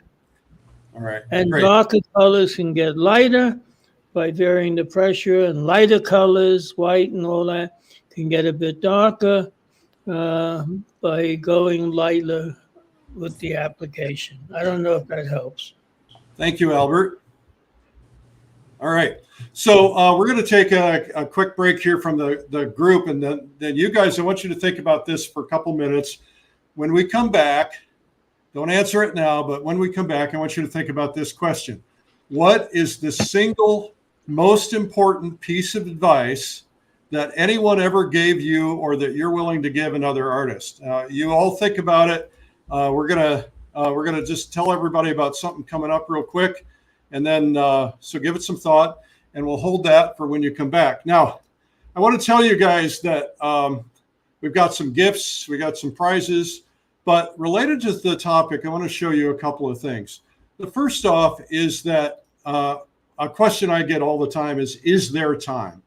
You know, some people are starting out in their 40s or 50s, and you know, I went to a cocktail party with Fred Ross, Peter Trippi, Jacob Collins, and I was in my late 40s, and I asked that question, is there time? Jacob's answer is no, there's not time, because you need to start out in your teens or 20s to become a world-class artist. Other people disagreed with that. I think that the most important thing to ask yourself is, am I getting value out of painting? Is it making me happier? Is it satisfying something for me? And if it is, you know, will you become Albert Handel in 20 years? No, you're not going to become that, but you can become you, and you can apply yourself. You look at somebody like Bill Schneider or Jill, who essentially had careers. They stepped out of those careers and they still took the time, and they're very happy. So I think that that's an important thing. Now, one thing to understand is that there is a process to learning.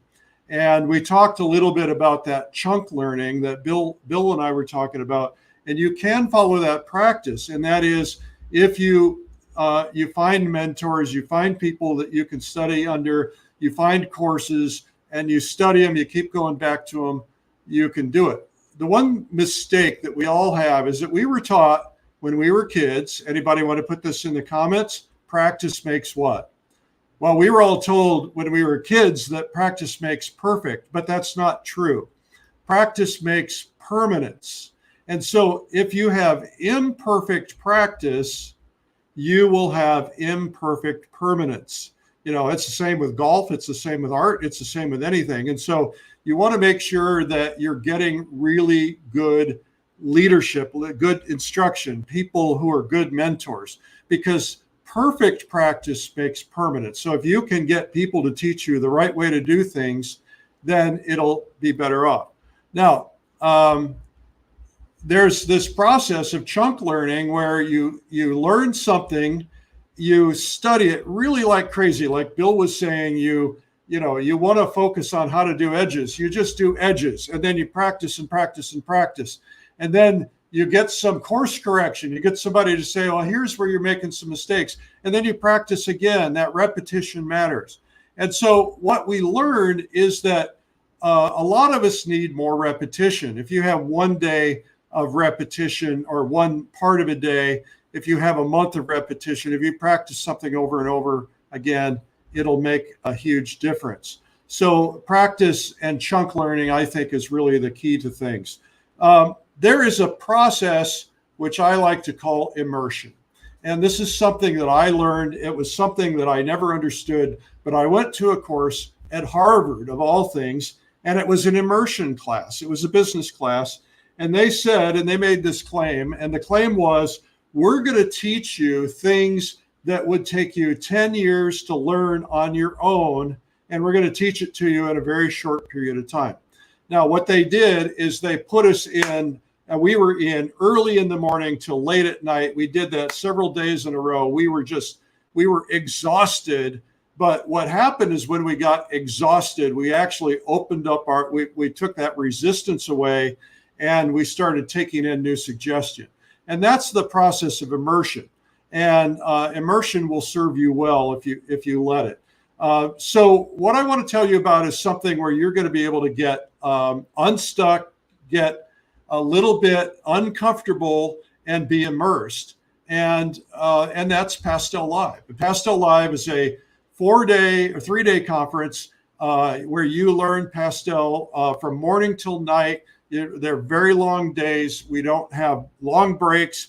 We basically force you into a lot of study, and we put a lot of different people in there with a lot of different approaches and different styles. But you're also getting that repetition. That repetition is really important. And I think that if you want to do really decent paintings, whether you're a pastel artist or not, you want to try and learn something different. Get out of your comfort zone, move yourself to another place. That doesn't mean you can't continue to be loyal to gouache or watercolor or oil, but I've discovered that if you get out of that comfort zone, it's going to make a big difference. Now, if you're already a pastel painter, then Pastel Live is going to serve you. It's going to give you a shot in the arm. It's going to reinvigorate you. It's going to stimulate new techniques, new approaches. And we all need to learn from the leading masters who will help us practice perfectly.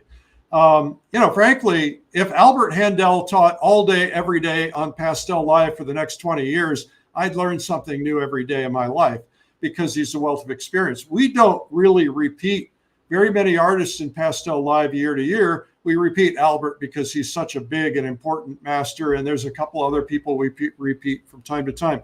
But Pastel Live is going to be the 4 best days you're going to spend to get you out of your comfort zone. Now, we're doing this in August, and Pastel Live is the largest, get this, the largest pastel experience on the face of the earth. It is the Super Bowl of pastel. It is a worldwide audience. We have teachers teaching the top pastel artists from all over the world. It is a big event. And that's what I want to tell you about real quickly. If you've not tried pastel, you will see improvement in your painting no matter what you do. Now, we start out with the first day, which is optional, and that's called Essential Techniques Day. You can buy that day inexpensively and just attend that. And we really bring it down to the basic level for somebody who's a complete beginner or somebody who needs a refresher. And we bring in top masters for that day, and they teach you the essential techniques. And then we have on the 17th, 18th, and 19th, we have Pastel Live, which is the main event. That's optional as well. You can just do the Essentials Day, or you can do the main day. But we've had really terrific response. We started these with COVID, and we've continued them because people have begged us to continue them. What you're going to expect is you start out with what I call a fast start. Essentials Day will bring you up to speed very fast. By the end of that day, you're clearly going to understand everything about pastel painting. And then when you go into the next days, you're going to have an in-depth understanding of the people, and they're going to take it to the next level and show you tricks and techniques and things that will make you better. We have 25 instructors on the full event, national and international artists, and 3 days of demonstration on the full event. Now, if you're happy with your progress, you don't need this. If you're not happy with your progress, this is going to help stimulate you.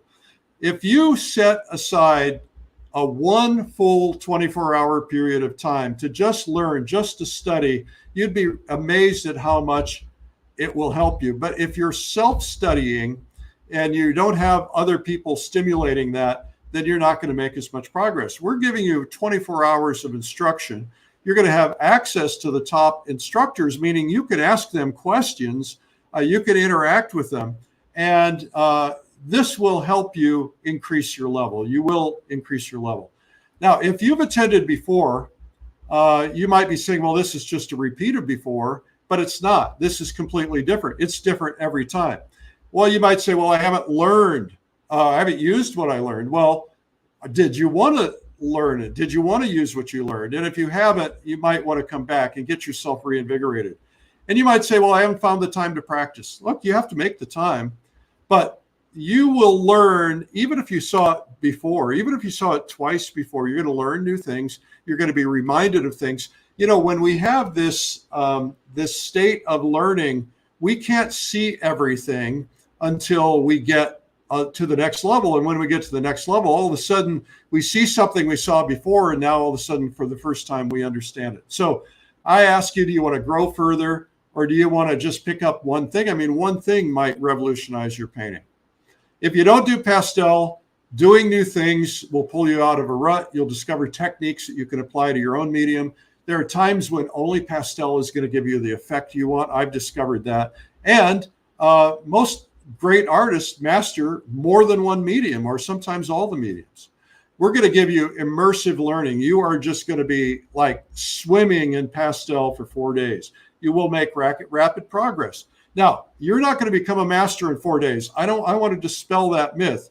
You will learn the techniques, and everything you retain is going to be there, but we're going to be loading you up with solutions to problems. And you will find, as I have found, I'm out there painting and I haven't thought about a technique that somebody taught me, and all of a sudden I've got a problem, and that technique floats to the top of my brain because I saw it on Pastel Live. So you're going to get that repetition for that depth of understanding. You're going to be able to interact with fellow artists. We have ways that you get to connect with them, breakout rooms. We have a paint along cocktail party, and you're going to see different styles. You'll see people who paint loose, people who paint tight, people who paint colorful, people who paint muted, and you will see a transformation. As a matter of fact, I guarantee it. I put my reputation on that guarantee. Susan Hunter-Guys says, I have to admit that as an oil painter, I was kind of ho-hum about pastels, but now I'm hooked. Maybe you don't want to be hooked, but I wanted to learn it and master it. I haven't mastered it yet, but I'm a whole lot better than I was. Donna McKee says this program is worth every dollar. Every class has been incredible. The presenters are great and generous with their time and talent, and I've learned so much. So Pastel Live has got a world-class faculty. We spend pretty much a whole year getting this faculty together, and they're all different. So this world-class faculty is people from all over the world. We have Peter Adams, former president of the California Art Club, fantastic pastel artist. We have Tom Bailey. And as you can already see, there's a whole complete difference in approaches and styles. You're going to learn how to do different subject matters like florals, Laurie Basham, for instance. Or you're going to be learning just different ways to do landscape painting like Greg Barnes and Fiona Carvel. So you can look at these techniques and say, I look at them and go, how did that person figure out how to do that in pastel? And yet they're doing it. Stephanie Clark, who was on my show just yesterday, blew everybody away. We have Emma Colbert. Look at the detail, the depth of that versus some of the other approaches. If that's what you want to learn, you're going to find that. Here's Margaret Dwyer. You have Julie Freeman, and you have Jerry Greenberg. Albert Handel, the great pastel master, is going to be teaching you. You have Casey Klon, completely different approaches. Isabel Lim, a lot of color, a lot of different things to do here. Jessica Masters. And then you have Andrew McDermott, Corey Pitkin, Laura Pollock, Bill Schneider, William A. Schneider, Aaron Schur. Look at the brilliance of color. I don't know if you could do that with oil. And Wendy Shalin, Teresa Saya, Gail Sibley, Christine Swan. So you're learning portraiture. You're going to be learning still life, Vienna Sabo, and of course, Jill Stephanie Wagner. And so again, we got a lot of people who love this. Great introduction to pastels. Changed my mind completely about adding pastels to my painting repertoire. Can't wait to learn more from Sherry. Cheryl says, thanks for an amazing, interesting, and challenging day. I'm just amazed. I'm so glad I took 2 days off from school to participate fully. So as you can see, we get a lot of positives on this. People ask us to keep it alive after COVID, which we did. And surprisingly, our numbers went up last year, and it looks like they're going to go up even more this year. So Pastel Live is going to be a wonderful experience for you. And I'm going to give you, because you attended the webinar today, I'm going to give you a special offer and fast action bonuses worth over $1,000. So stay tuned for that. It's just coming up in a second. If you sign up for Pastel Live today, you're going to receive a free gift, but I'm also going to give away other prizes at the end of the webinar for everybody watching. Now, if you attended Pastel Live in the past, you might be thinking, those were COVID times and I'm busy now. And I get that. My answer is everybody has told me that during COVID, they discovered something about themselves. They discovered that they weren't taking enough time for themselves. They weren't spending enough time on their art. They were not paying attention to their own personal needs. They were paying attention to everything else, their jobs. If you forgot about that because you're back to work, you're working hard, don't forget to do things for yourself. Don't be all work and no play. You need to do something that you love, something that helps you. As some of the artists said, this helps me forget my busy mind. And so I think there's a lot of reasons you might want to think about attending, but I think Pastel Live is the best way to learn. You don't have to mess with anything. If you've never painted before, it's like, sophisticated coloring book, right? It's really terrific in terms of the best way to learn. You don't have to mess with oils or brushes or cleaning things. You just have the colors, you grab the colors, and you can go to the next step. So who wants to get better in the comments? Do you want to grow to another level? One of the things that I alluded to earlier is that we just can't do it alone. And dealing with top artists for the last 2 decades, the very best have gone to solutions that give them the best success. And they're always striving to get better, and they have always turned to others to help them get there. That's true. Everybody has coaches. The best athletes have coaches. The best artists. Jill was just saying she still goes to workshops. The best people go the furthest and become the biggest when they have coaches and they're already learning and growing. And of course, some of us want to sell our work. And, there's a looming economy around the corner maybe. So, if you want to sell your work, you've got to give yourself the best advantage so that you can sell. You're going to learn 5 key things on Pastel Live. You're going to learn a new medium that's going to invigorate you, pull you out of your rut. It'll make your painting better. You're going to see a transformation in just 3 days. You're going to meet and dialogue with other artists. You're going to have things implanted in your brain, and you will find things about yourself. Now, the reality is you're at a crossroad, right? And the crossroad is I am either happy where I am or I want to push myself to the next level. And maybe you're not a pastel artist, but you still want to push yourself to the next level. You want to learn something new. You get to pick, all right? You can stay where you are, and you could continue to work like you're doing. You could continue to attend a workshop once in a while over the next 10 years. But if you compress, if you get that repetition, and if you force yourself to learn these techniques, everything's going to come faster and come easier for you, get you where you want to do. So you can either sit by and do nothing and hope that something changes, or you can increase your chance of success. 3 days with top masters, a 4th day with a beginner day, and it's going to make a big difference. And Pastel Live is the largest pastel event in the world, and people are learning, growing, expanding from all over the world. We hear from people everywhere. And a high majority of the people who attend in the previous year always sign up for the next year and the next year. They keep coming back. Why would that be? Now, when you're home alone behind an easel, there's nobody else in your life. You go in and say, hey, I want to talk about cadmium yellow. They're like, what are you talking about? You need to be around people that understand your struggle, people who understand what you're going through. You have the same issues in common, and you need to meet other people, and you're going to meet people here, hang out with people. Experiencing the group and the community is really a big deal. And if you stop and think about how much time you spent deliberately learning in the last year, you might find it's not very much. We just don't take the time. We're busy. Sometimes we don't take the time to paint. But total immersion for 3 days is going to give you a big advantage. Believe me, I've done it. I continue to do it. It helps. You don't get a premier education quickly. Nobody becomes a master in 3 or 5 days or even 6 months, and sometimes not in 60 years. But you implant these ideas in your head, you learn them, you watch them, they're going to come back to you when you need them. So knowing the solutions to problems is going to solve a lot of the problems. Now, you want to learn Pastel by yourself, it's going to take some time. It's going to take a lot of time. So anyway, you come to Pastel Live, you're going to get a war chest. We're going to give you tools, and this is going to be really help you. And you could go to art school and you could go to a 4-year program, but they make things, they spread them out for the group, right? You can learn a lot of what you learn in art school in a very compressed time if you were doing it by yourself. And this is a great way to get compressed. And you don't have to spend 50 grand a year for art school. So let me just show you again real quickly. We got Pastel Live. We have the Essential Techniques Day on the 16th. We have the main event on the 17th. And then we have a total of 4 days if you want those. The special price for you, this is just for you on the webinar. This is not for anybody else. And that is, I'm giving you a special discount.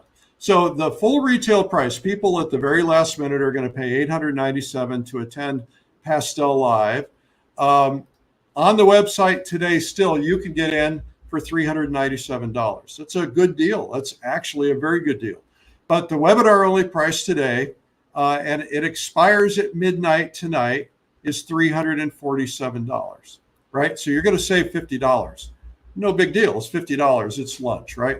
But I'm also got the Essential Techniques Day, which is $297 and very worth it. On the website today, you can buy it for $197. But today, if you sign up today before midnight, I'm going to give you Essential Techniques Day for free. So automatically, you're going to save the money.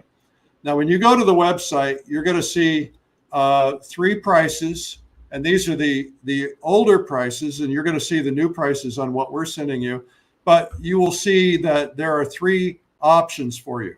One is a general admission ticket, which is normally $347, or is now $347. You're going to see a Premier, which gives you 60 days of replay, and you're going to see a VIP, which gives you a year of replay. So those are on the website, but your website only price today for the general admission is $347, and you get Beginner's Day absolutely free. Now, there's more though, and that is that if you sign up within the next 30 minutes or 30 minutes from when this webinar ends, I'm going to give you a bunch of bonuses. Bonus number 1 is a video with Alan J. Picard from Pastel Live 21. It's a $200 value. I'm going to give you bonus number 2 is Clarence A. Porter from 21, $197 value. Number 3, by the way, you can't buy these anywhere. Number 3 is Terry Ford from the Plein Air Convention, Pastel, $197 value. Number 5 is Ray Hassard from the convention in 2017. So you're getting all these bonuses, which is worth $985 extra dollars. And so, there's one I forgot. Bonus number 4. The slides were in the wrong order. And that's Christine Dabrowski. So you get all of these artists, $985 if you sign up in the next 30 minutes. There's no risk. We have a 100% money back guarantee. Our rule is if you watch it and you don't like it, let us know by the end of the first day. We'll refund your money. That's how it works. We want you to trust us and know that we're good for our word. So you've got the next 30 minutes, and we've popped up something on your screen. And also, if you sign up in the next 30 minutes, I'm going to give away randomly, I'm going to give away 3 VIP upgrades. That means whatever you buy, we're going to give you a VIP upgrade. If you buy the VIP upgrade anyway, we're going to give you the equivalent value. So 3 VIP upgrades at random in the next 30 minutes. Now, you're going to get a personal transformation. And I think that transformation will have a big impact on your life. And we really want you to have that transformation. That's why we're here. That's why these artists are here. They're trying to help you. I guarantee your success. And if you don't get it, you can get your money back. And I haven't had to give much money back ever, maybe one time, because one guy thought it was about modern painting for some reason. So anyway, remember, you're at a crossroads, and you could be part of the Super Bowl of Pastel, part of the largest pastel event in the world, and you get to watch and ask questions from top masters. And you can watch all the comments on social media later, and you can say, well, you know what? I really wish I hadn't missed out on that, and I wish I had taken that price, because you're going to see all the people talking about it, and you go, I could have been there. I wish I could be there. Now, if you hit the buy button now in the next 30 minutes, and you decide to talk to your spouse or somebody about it, and you say, I signed up for this, and they say, hey, we really can't put that on our credit card right now. You guys can discuss it. You have up until our cancellation date, which is about 2 weeks from now. You can cancel at any time with no penalty. So you go ahead and hold it now. That way you preserve this price. Otherwise, on the website tomorrow, you're going to pay full price. Actually, on the website today, if you're not watching this. So this is an opportunity for you now. So go ahead and click the buy button now. You can put your credit card in. You can do PayPal, Venmo, Apple Pay. And the other thing is that Shop Pay allows you to have a payment plan. So you'll see Shop Pay, click that button. And that gives you a payment plan. And you can pay in installments. Now, that'll be 2 weeks installments with no interest, because there's only so much time left. So anyway, that's what we've got for you. And so you've got the next 30 minutes, and it'll be 30 minutes from the time the webinar ends. I'm going to go back to our guests right now, and we're going to ask that big question of them, and that is, what's the very best advice that you have for any artist, and maybe the best advice that you ever got. So let's get everybody back on here. And all right, gang, first off, let me ask you this. What are your impressions? And I guess, what happened? I'm fired? I heard somebody say you're fired. Bill, you've taught on Pastel Live, but you, interestingly enough, you stayed the whole time you attended. What are your thoughts about it? My main thought is 4,000 weeks. And what does that mean? 4,000 weeks is the average lifespan of a human. Not all that much time. And so you kind of have to grab things that you want, rather than saying, well, once I get all of my life in order, then I'll do the thing that I want to do. If we don't do it now, 4,000 weeks goes by pretty quickly. Well, and especially these days. Yes.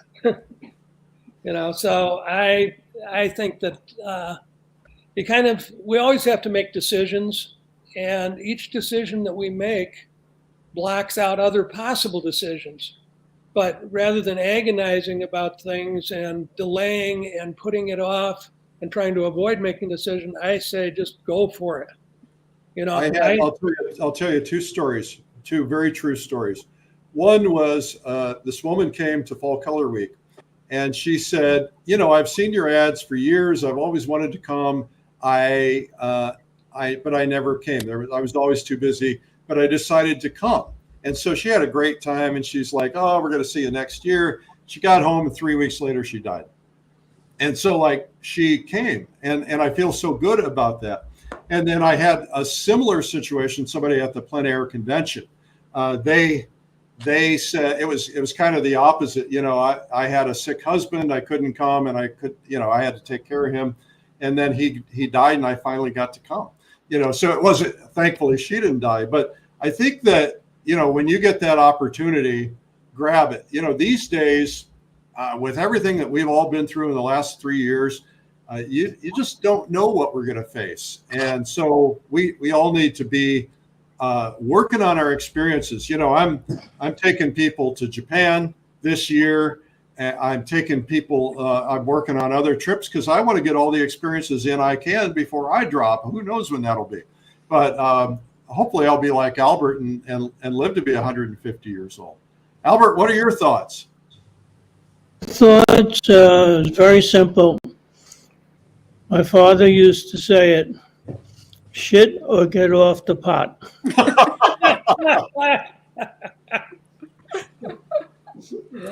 I love it. And I'm 86 and not 106. But I'll tell you, You just look I feel just fine. What? well, you and I go painting together, and you have more energy than I have. So, more power to you. And Jill, what are you thinking? Well, I was really lucky to have a father who inspired his three daughters to go for it. He told us that we could do anything we wanted. All we had to do was work hard enough. Yep. And we all believed him. And we all went on to nice big careers. But I think part of that has to be your own self-talk, your own letting your own needs and wants be available to yourself instead of holding back. So you know, saying to yourself, I can do this. I can move forward. I can finally take the time for me and become what I want to be. I mean, that's what I did. I sold my agency midstream, and I just said, this isn't what's making me happy. What will make me happy? I have to go for it now, and it has to come from your heart. And I know Advice is great. I know you were making a lot of money, and you walked away from all of that. I wasn't making a lot of happiness anymore, though. Yeah, yeah, I get it. You were in stress. Okay, Aaron, what do you want to say? We're talking about why to sign up for the Pastel Live. Only if you want to. I just say prepare for surprise. I think the thing I love about getting in the pastel community is there's such a diversity of techniques and approaches to the medium. And I am still constantly surprised when I hang out with other pastelists by how they approach the medium. And so I'm always learning things. So this is a chance to see a whole bunch of different approaches to the medium. Okay, so I'm going to get in a second. I'm going to get to the big question, but real quickly, if you have not left a comment in the comments section, do so. So I'm going to give away, even though you guys won't get a commission on these, I'm going to give away one copy of Jill Stephanie Wagner's 5-step pastel painting video. I'm going to give away, these are all digital. I'm going to give away one Pastel Painting Secrets by William A. Schneider. I'm going to give away one Mastering Pastels with Albert Handel. And I'm going to give away, which is coming soon, hasn't been released yet, doesn't even have a title, and that's the new video from Aaron Scher. Aaron was just in the studio recently doing this. So we will pick names from the comments, and then we're going to send out an email later to everybody and just say, okay, here are the people that won. Now, the other thing is anybody who signs up within that next 30 minutes, I am going to give away 3 VIP upgrades to Pastel Live. And so you get the 1-year replay, 3 VIP upgrades. So we're going to randomly grab from the people who are signed up. We might be able to have those before we end today. Okay, ladies and gentlemen, the big question, the best advice, the most important advice that you can give or that anyone ever gave you as an artist. We're going to start with Albert first. Dedicate at least 1 hour to dedicate towards drawing. Figure out, you might have to use, my advice is to copy somebody rather than try and work from your own photography. Work for 1 hour, even if it kills you. I mean, you know what I mean. Stay there. Yeah. Do it by the clock. But make a conscientious copy of somebody's painting that you like and wish you had done. And stay there for an hour. And the next day, go back and stay there for an hour. No two ways about that hour. No two ways. After a while, I hope the hour becomes an hour and a half. Do this. It's much better than nothing, and it could lead you into something. Good luck. I think that's great advice. And even if you're sitting around with your family watching television, you can still have a sketch pad in your hand. No, I don't agree. Okay, let's hear it. I don't agree you're sitting around with your family and you're watching TV with a sketch pad. No, I don't believe in that at all. That's Okay. not what I said. All right. I stand corrected. You're Okay. forgiven. Focus 1 hour. Albert, don't write me out of your will, buddy. I won't, sweetheart. All right. Bill? Do you say Bill or Jill? I said Bill. Okay. Rather than, working for 5 hours on a Sunday and then not doing anything for the rest of the week, it's better if you can only do 15 minutes. When I was still working in my pension consulting business, I forced myself to draw, if only for 15 minutes before I went to sleep at night. And you learn so much more from doing it on a daily basis rather than trying to do it all at once, one day a week, and then ignoring it the other. The days that you're not practicing, you're going backwards. And so if you practice every day, you'll be going forwards.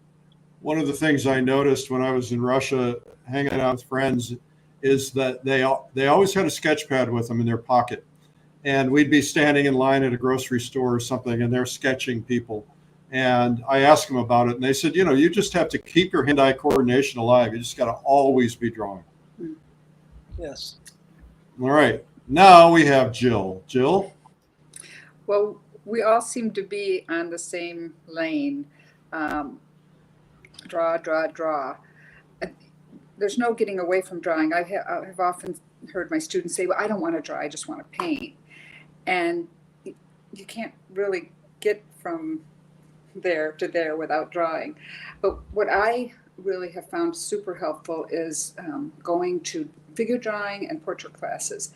And not because I want to be a portrait painter or a figure painter, but because if you can realistically capture a body or a likeness, you can probably draw anything. So, if you're off just a smidge on where the eye is positioned, or if you've got a rib coming out the wrong way, the drawing just doesn't work. So I really focus on most of my drawing in that area. The big thing that somebody said to me that really changed the way I looked at my painting was you be you. Quit trying to be somebody else. Just be you. Okay. All right. Excellent. We promised 7 steps, and we actually touched on each of the 7 steps, but we didn't actually put them in list form here. So I do apologize. But if you go back to your notes, those are the key things, starting with drawing, copying, getting yourself to experimentation, copying masters, etc. Aaron. Oh. Whoops. Wait. Oh. There we go. Oh. No. No, I'm really inspired by getting to share this time with all of you guys, and I'm taking notes at what everyone else is saying here because I feel like we're just all fellow travelers, just at different points on the journey. So I have 2 things that I want to touch on. One is some advice I got at a key time early in my career from an artist that I admired, and he talked about the ambition of an aspiring artist. You're chasing deadlines, you're chasing shows, and you finally get in that show and you get some recognition for, say, a certain kind of painting, and so then it's easy to start to try to paint that kind of thing again because it worked in that other show. And he said you have to have the opportunity to fail. And I love that he used the word opportunity as if like, oh, this is a great thing, let's fail. And that has stuck with me, so that I'm not focused on chasing deadlines, chasing shows, I am focused on growth. The other thing he said about that is, if you're focusing on growth over the product, he said, obviously you're going to be the better artist in the long term, but he said you will also have the better career, because you'll be, because it will be varied and your work will show that maturity. So that has really stuck with me over the years. The second one, I'm going to call this cultivating selfishness. I have students that come into workshops sometimes and they say, I really, really would like to be able to paint like you. And I look at their materials that they bring to a workshop and I think, well, I can't paint like me with those materials. So take yourself seriously. If you're in this, be all in. So that means getting the materials that will help you succeed. In this case, sign up for the Pastel Live and really invest in it and invest in yourself. Take yourself seriously and you will grow. And then the last thing with that, with something like whether it's a workshop or Pastel Live, the most important part of any workshop is the weeks after the workshop. It's when you take the time to really sit with yourself and do work within the next couple of weeks after a workshop. Because during a workshop, you're getting flooded with new information. It's afterwards that you can start to really ingest it and make it your own.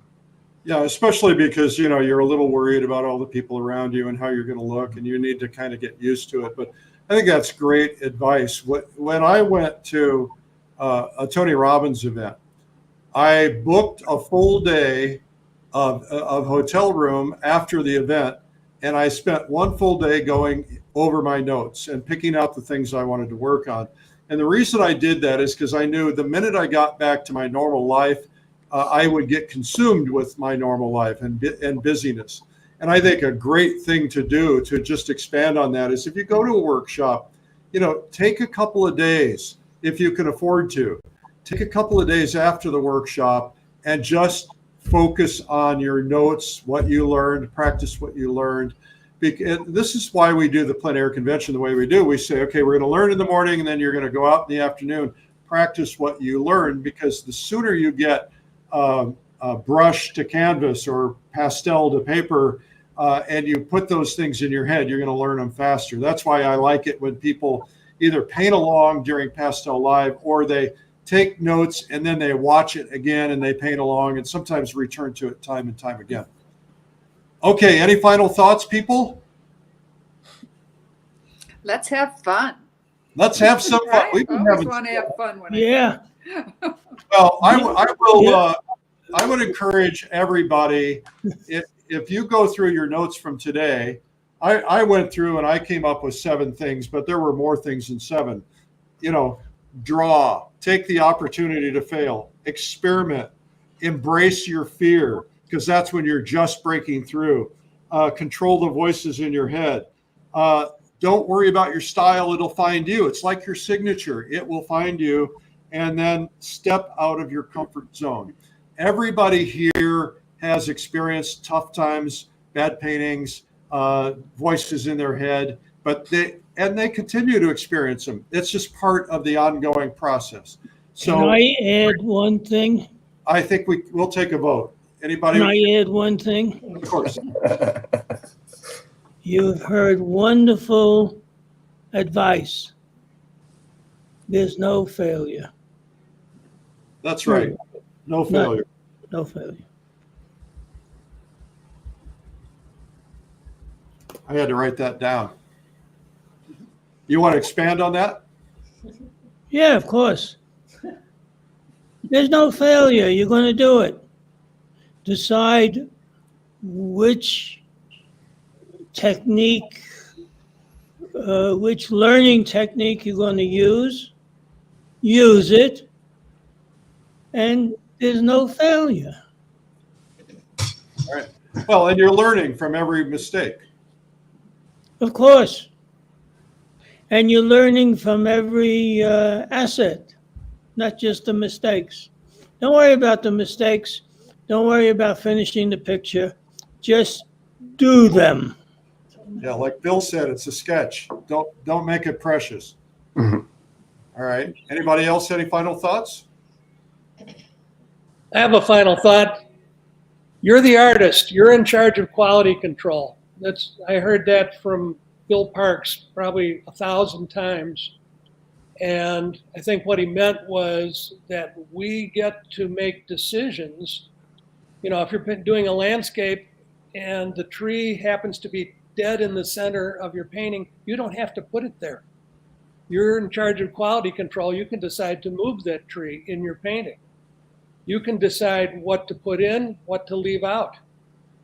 You know, the question of style is basically the habitual decisions that we make about what to put in and what to leave out. And so after a while, you keep making similar decisions, and then people say, "Oh, I love your style." It's these habitual decisions. Excellent. I like him. Excellent. Anybody else? I think my final thought would be just a sense of gratitude. You know, realizing that there's this amazing community out there is really, really encouraging. Like to feel part of a tribe, because it can be a little lonely being an artist from time to time. So I take a lot of energy from all of you. You know, the thing I hear often, Aaron, is when people come to my retreats like Fall Color Week, they say, you know, nobody here is judging me. You know, I'm painting next to, you know, John McDonald or somebody, Joe McGurl or somebody like that, and yet nobody's judging me. Everybody's embracing me. Everybody's helping me, and that's what's so wonderful about this community. You know, and we're all happy people because we're doing what we love. Exactly. All right. Well, I want to thank all of our artists, and I hope you guys will find an opportunity to put some quotes that you've seen today from some of these artists out on social media. Carrie, I think we have some winners. Is that correct? Yes, we do. We do have some winners. For our VIP upgrades, the people who signed up today that received the free upgrade is Marion Turner from Vancouver. All right. Yay. Lynn Gill from Florida. And Colin Adams, I forgot to write down your state. Congratulations, guys. Yay. You all got upgraded to VIP with 365 days of replays for Pastel Live. Awesome. And Carrie, I want to just say thank you to you. You've done a great job co-hosting today. Thank you. You have done a terrific job running Plein Air Salon. Do you want to just tell everybody, give them, 10 seconds on what Plein Air Salon is? Plein Air Salon is an art competition online. That's 10 seconds. It's an online art competition open to anyone, international or not. We do monthly competitions each month, and then it culminates into the annual competition at the end of the year where you have the opportunity to win $15,000 and have your painting featured on the cover of Plein Air magazine. Yeah, so I'll just add to that. First off, they don't have to be Plein Air paintings because Plein Air magazine features all kinds of artists, including people who do portraits outside and other things, and some are studio paintings, so all kinds of paintings. There's 21 categories, 20 or 21. We have $50,000 in all cash prizes, all cash, no made up, oh, we're charging, we'll give you an article, it's worth this much money. All cash. There's prizes every single month. So Carrie, you do a great job with that. It's gone better ever since you took it over. And so congratulations. Everybody give thumbs up to Carrie. And thank you again to our artists. We love you guys. You gave us a lot of great insights and a lot of great time today.